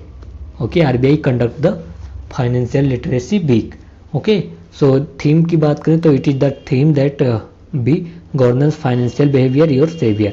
Not important, but important is that who conduct. So RBI. फिर 190 see that RBI manage its forex reserve as. Forex reserve you can understand as any forex, you can say any foreign currency is a forex reserve for us. Okay, any foreign currency is forex reserve for us. So if RBI managing foreign currency in any manner, किसी भी manner में अगर RBI foreign currency manage कर रहा है या hold कर रहा है, that would be forex reserve for the RBI and our country too. So remember that first is saying that deposit with bank for international settlement. Yes, if RBI has deposit in the BIC bank, it would be in the foreign reserve, in the foreign currency, and it would be forex reserve for the RBI. Hindi वालों, अगर जैसे कि RBI जो है, I think आप समझ चुके होंगे, बट RBI जो है अगर वो कि बैंक फॉर इंटरनेशनल सेटलमेंट जो कि इंटरनेशनल बैंक है, तो उसमें अगर डिपॉजिट करेगा तो किस मनी में डिपॉजिट करेगा? डॉलर में डिपॉजिट करेगा या अदर करेंसी में? तो उस करेंसी में डिपॉजिट करेगा तो वो हमारे लिए फॉरेक्स रिजर्व हो गया. ठीक है, जो आरबीआई होल्ड करता है. तो फर्स्ट इज करेक्ट. सेकेंड के deposit with the foreign commercial bank. If foreign commercial bank is there, मान लीजिए यूएसए का बैंक है central, and if RBI is depositing the money in the USA central bank, so it would be deposit in the dollar, and if it is in dollar so it is the forex reserve for our countries or RBI. So 2 is also correct, 1 is also correct. Deposit with foreign central bank, yes, that is also correct. Okay, so 1 2 3 all would be correct in this. So all would be, 1 minute please, it is not clear. 1 minute, give me 1 minute. Okay, तो forex reserve में हमारा all of दी वो correct था। एक point याद रखने का, forex reserve में वो भी इंक्लूड होता है जो कोई फॉरेन गवर्नमेंट की सिक्योरिटी जो आरबीआई रखता है, तो वो भी आप समझ सकते हैं कि it would be forex reserve. तो फॉरेन गवर्नमेंट की सिक्योरिटी जो आरबीआई रखा है वो भी हमारे लिए फॉरेक्स रिजर्व है। Means if RBI has subscribe the USA bond, तो it would be forex reserve for our country or for RBI especially. Okay, and any other bond which approved by the bank board of RBI, तो ये याद है, board of director of RBI। फिर 191 is saying that कि which of the following statement is which of the following statement is true regarding line of credit। so ये आप याद रखिए, पहले समझ लेते हैं कि what is the line of credit। so line of credit is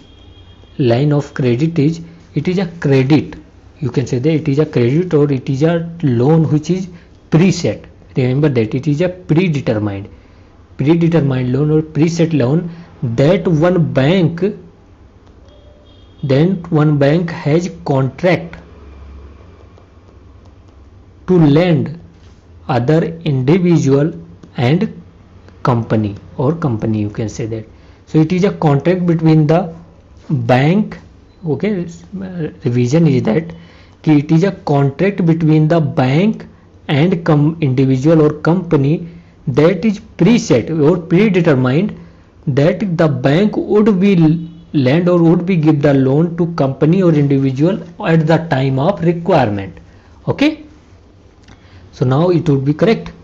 so अब देखते हैं, तो यहाँ पर हमारा which option would be correct? C, it is a preset amount of money that a bank has agreed to lend, it would be correct। ये one line में ये याद रखना है, because if you go more deeply or there is no any I said कि इसमें other option is not required to discuss। okay, so अब हम next पर चलते हैं। 192 it is saying है कि which of the following statement are true regarding teaser loan। so teaser loan, you can say that it is a loan or you can say that it is a other name of the home loans। so home loans other name is called the teaser loans। okay, so teaser loan is the loan which have less interest rate, just remember that, which have less interest rate in the initial phase, means like a 1% interest rate in the initial phase, but it is increasing per year, means 2%, 3%, means it is a floating interest rate which are increasing with the time। so it is a teaser loan, it has a greater possibility to fail to repayment of by the, you can say the repayment by the debtors। okay, so now we will see the option। so first is saying that कि it is a fixed cum floating loan in product। yes, it is a fixed but floating loan product। फिर कहते हैं these are short term loans, it is a housing loan, so how can be short term wrong। फिर these loans are banned। see the situation when someone is saying that ban or option is coming ban or anything is completely stop, so just remember that कि there is a no solution for ban anything।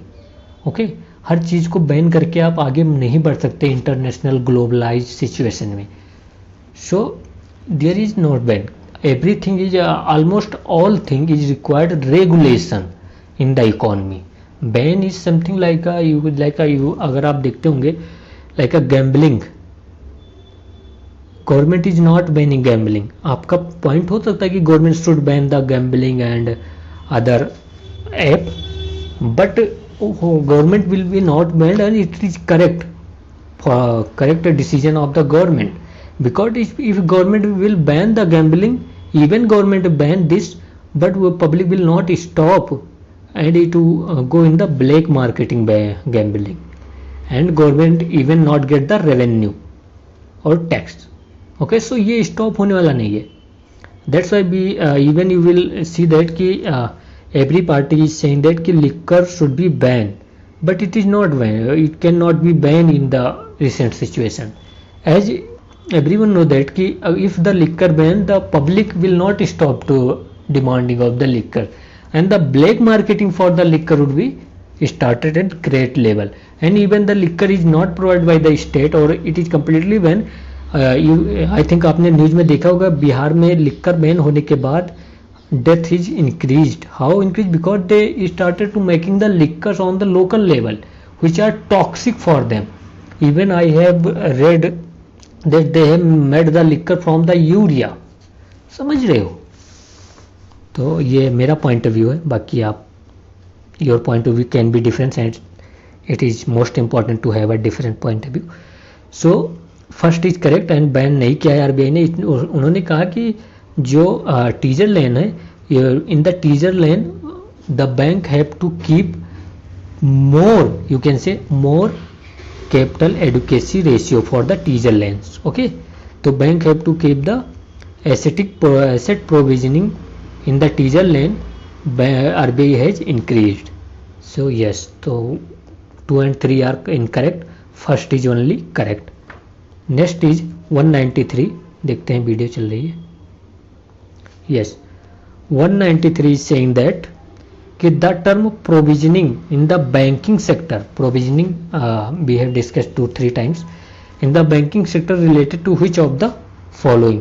So we know that it is the amount of fund that the bank need to set aside when loans turns NPA. Yes, if loans turns NPA, the bank have to keep the fund in the or raise the capital, or that we call the provisioning. Okay, तो provisioning मतलब कि आप simple में समझिए कि अगर NPA increase हो रहा है बैंक में और जितना भी NPA है बैंक का उसके कुछ परसेंटेज को, मान लीजिए 100 रुपये NPA हो गया बैंक का, तो उसके 100 रुपये के मान लीजिए 10% RBI ये डिसाइड करेगा कि 10% आप 100 रुपये का कितना हो गया, 10 रुपये हो गए. 10% of 100 would be 10. Okay, so this 10 rupees the bank has to keep okay with them as a capital, so it would be secure sustainability of the banks. So how will be they generate this 10 rupee? Either they have to issue the like the bond and you can say the share, or any notes in the that like called the promissory notes and other commercial paper. So either they have to issue, raise this 10 rupees from the market, or either they have to keep their profit, the percentage of profit what they have earned as a capital, means they cannot spend that money, they cannot spend this money. okay, so यही हो गया हमारा provisioning. तो provisioning is reduce the banking profit, तो B is correct. फिर हम देखते हैं अब 194. Please give me 1 minute. Okay, तो 194 क्वेश्चन देखिए, कह रहा है consider the following statement regarding first loss default guarantee. तो फर्स्ट लॉस डिफ़ॉल्ट गारंटी के बारे में बताना है. तो यहाँ पर आप एक बात समझ लीजिए कि जो फर्स्ट लॉस डिफ़ॉल्ट गारंटी क्या है. तो ये एक गारंटी है, जैसे आपने सुना होगा कि बहुत सारे फिनटेक कंपनीज हैं. फिनटेक कंपनीज क्या करती हैं, फाइनेंशियल टेक्नोलॉजिकल कंपनी जो होती हैं वो यहाँ पर बैंक या मान लीजिए जो लोन प्रोवाइडर्स हैं बैंक को, and they connect bank with the borrowers. Okay, so they connect with bank with the borrowers, so they just connect the bank and borrowers. Other there is no function, they do not lend their own money. Okay, they do not give their own money as a loan, they just connect the bank and borrower. So till now what is the provision was that ki if there is a loan failure, if borrower are not repaying the loan to the banks, okay, if borrower is not repaying the loan to the banks, then there is no responsibility of fintechs. So there was no responsibility of fintech. But now the provision is that ki if the borrower is not repaying the loans, so fintech companies, these fintech companies had to repay some percent of the loan of bank, like I think whatever the percent, like keep the example 5%. So 5% of the loan, if loan is failed, so fintech company has to pay to the banks. Okay, so this is the first loss default guarantee. तो loss guarantee would be given by the fintech. Now let us see the option. First is saying that ki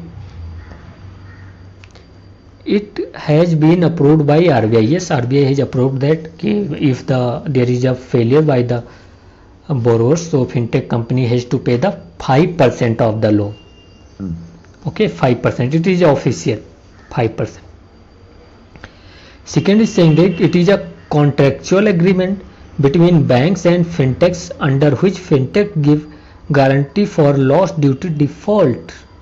So yes, यही तो it is a contractual agreement कि fintech will be give the guarantee for the 5% of loan. Third is saying that the loan is said on the banks of banks and fintechs, books of the banks and fintechs. First of all, why fintechs books would be shared? Fintech company ka, so fintechs is not giving the loan, so it is not listed in the fintech books. So this is incorrect. So third would be incorrect. Okay, so correct option would be, please understand, correct option would be 1 and 2. Now the one word association, you can say, just understand the term antardrishti is recently in news, is related to which of the following? So just remember that it is a dashboard of RBI for the financial inclusion. It is a dashboard of RBI for the financial inclusion called the antardrishti. Okay, 196 is saying that ki consider the following statement. 1 minute, I should, yes, it is saying that consider the following statements. First is capital adequacy ratio is the amount that banks have to maintain in the form of their own fund to offset any loss or to cover any loss that banks incur if the account holder fail to repay dues or loans. Yes, it is a capital adequacy ratio. Let us understand in detail capital adequacy ratio. Okay, so give me 1 minute.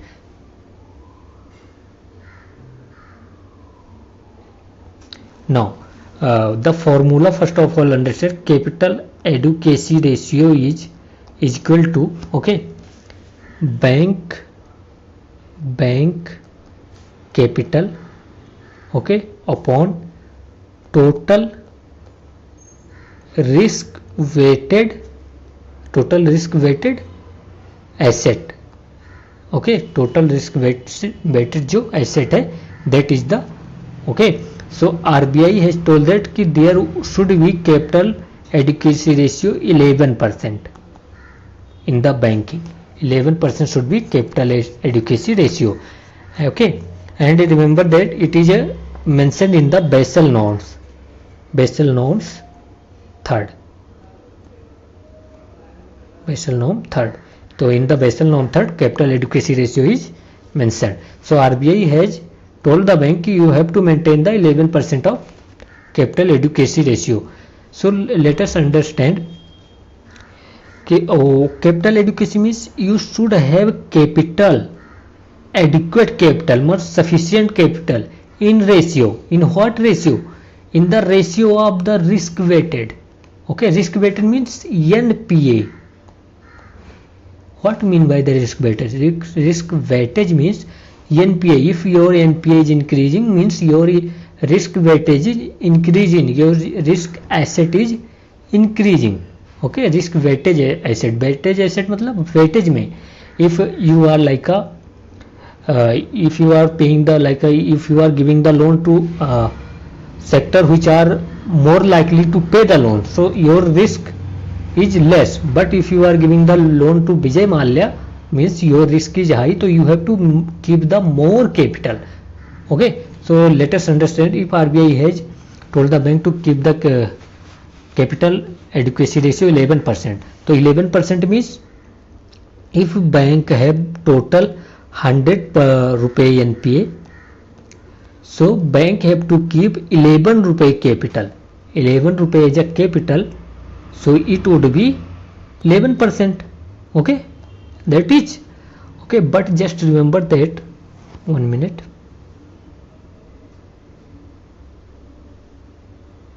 How I can is, yeah, just remember that I thought ki, okay, you just remember this much and we will change the,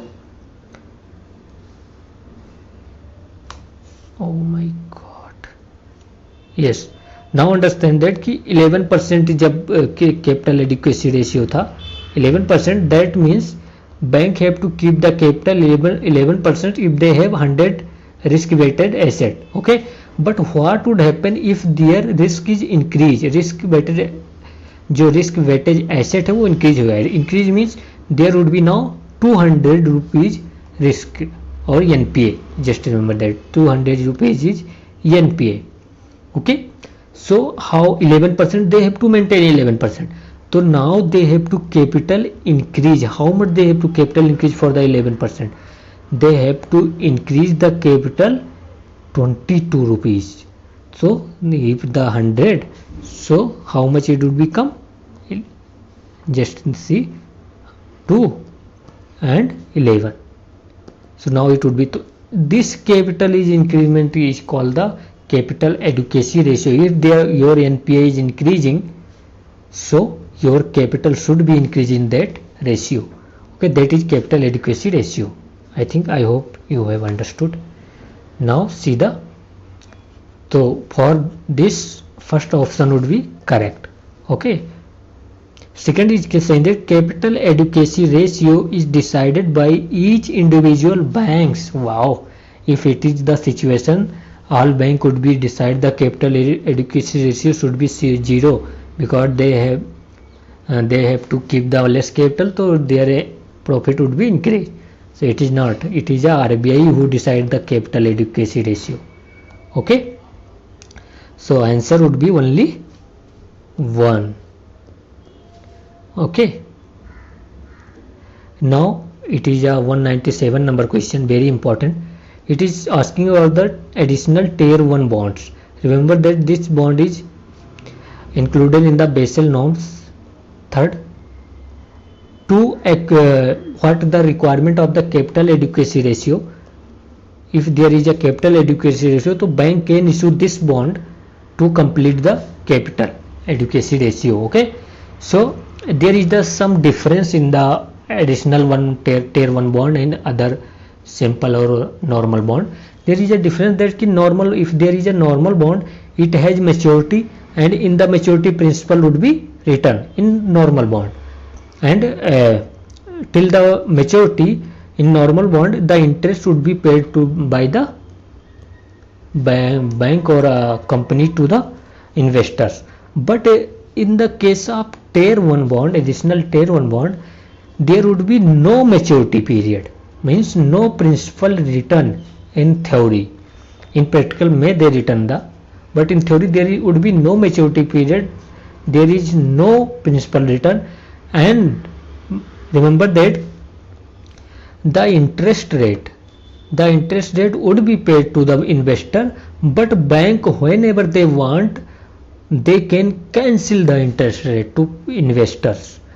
So you will say, why would investor invest in these kind of bonds? Investor are foolish? No, investor are not foolish. Investor will invest these type of bonds because they get higher interest rate.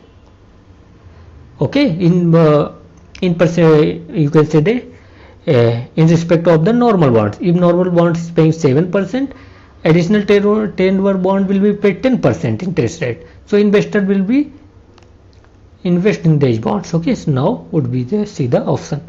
First is saying that they are part of the capital under the Basel third norms. Yes, it is correct.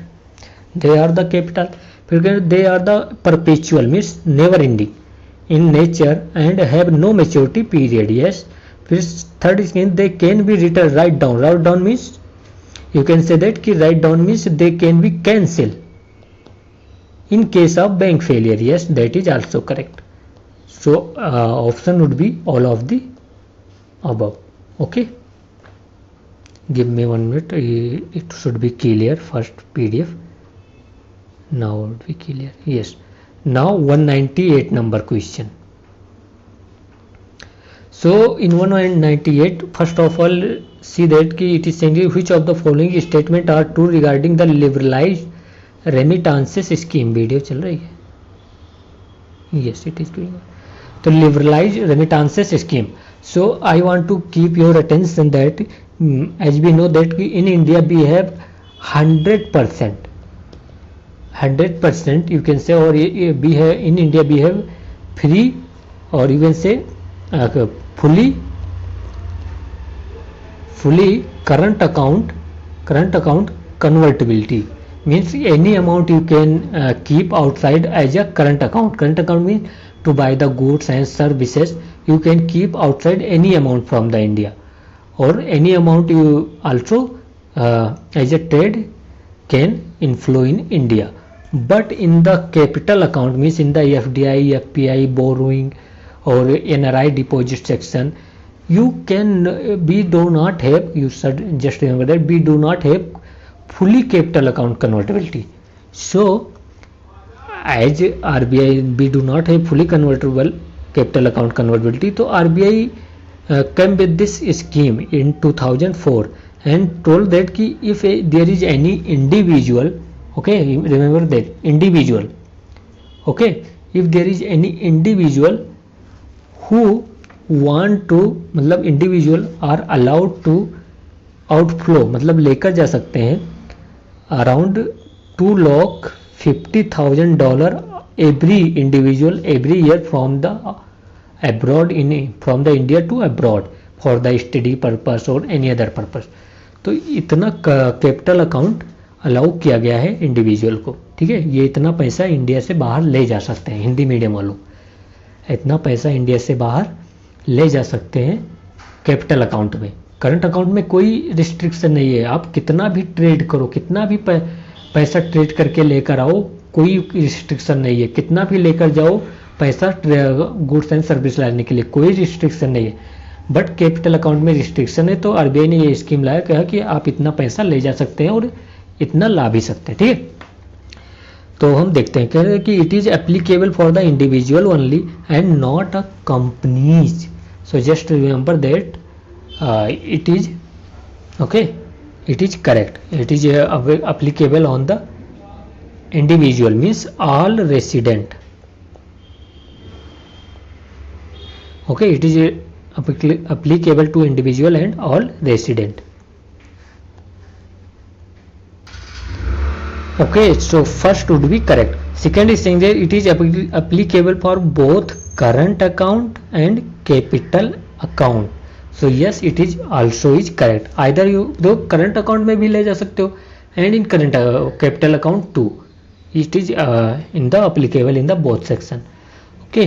But कितना ले जा सकते हो? Only $250,000, चाहे वो current account से capital, इतना ही ले जा सकते हो, चाहे वो करंट में आप लिखवा लो या कैपिटल में.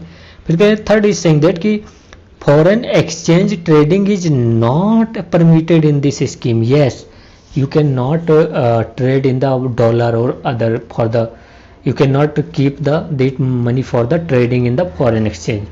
So 1, 2 and 3 all are correct. Now see the 199 number question. कह रहा है कि which of the following instrument are permitted for the receiving foreign investment in Indian economy. तो foreign investment इंडियन इकोनॉमी में प्रमोट करने के लिए क्या क्या इंस्ट्रूमेंट हैं. सॉरी, पता नहीं क्या हो गया. First is saying that equity share. Yes, equity share से फॉरेन इन्वेस्टमेंट आ रहा है इंडिया में. इक्विटी शेयर से हमको पता है ओनरशिप होल्ड करते हैं foreigner in Indian companies.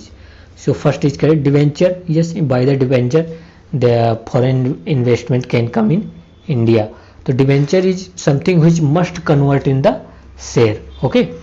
Third is saying that preference share. Preference share means other share is like that ki you will get the dividend at the same time, but if you have the preference share, the dividend or dividend will come first to you than the general share.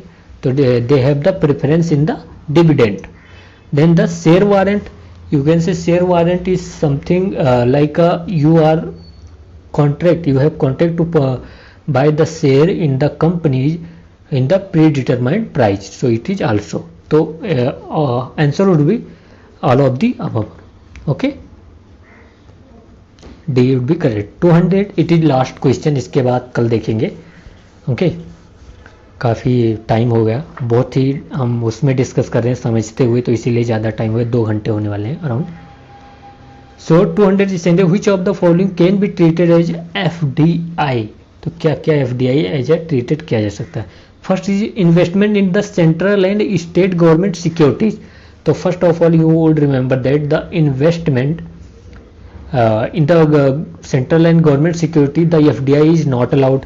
So it is correct. And if central and government security, there is a investment in the central and government bond, if we talk about the bond, not a share.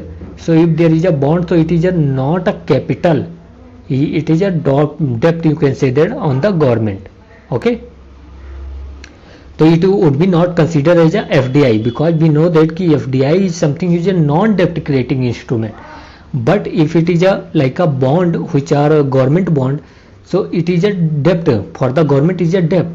अगर नहीं समझ में आता तो just remember that कि the investment of FDI in the central and state government security is not allowed. So first is incorrect. Second is saying that foreign currency convertible bonds.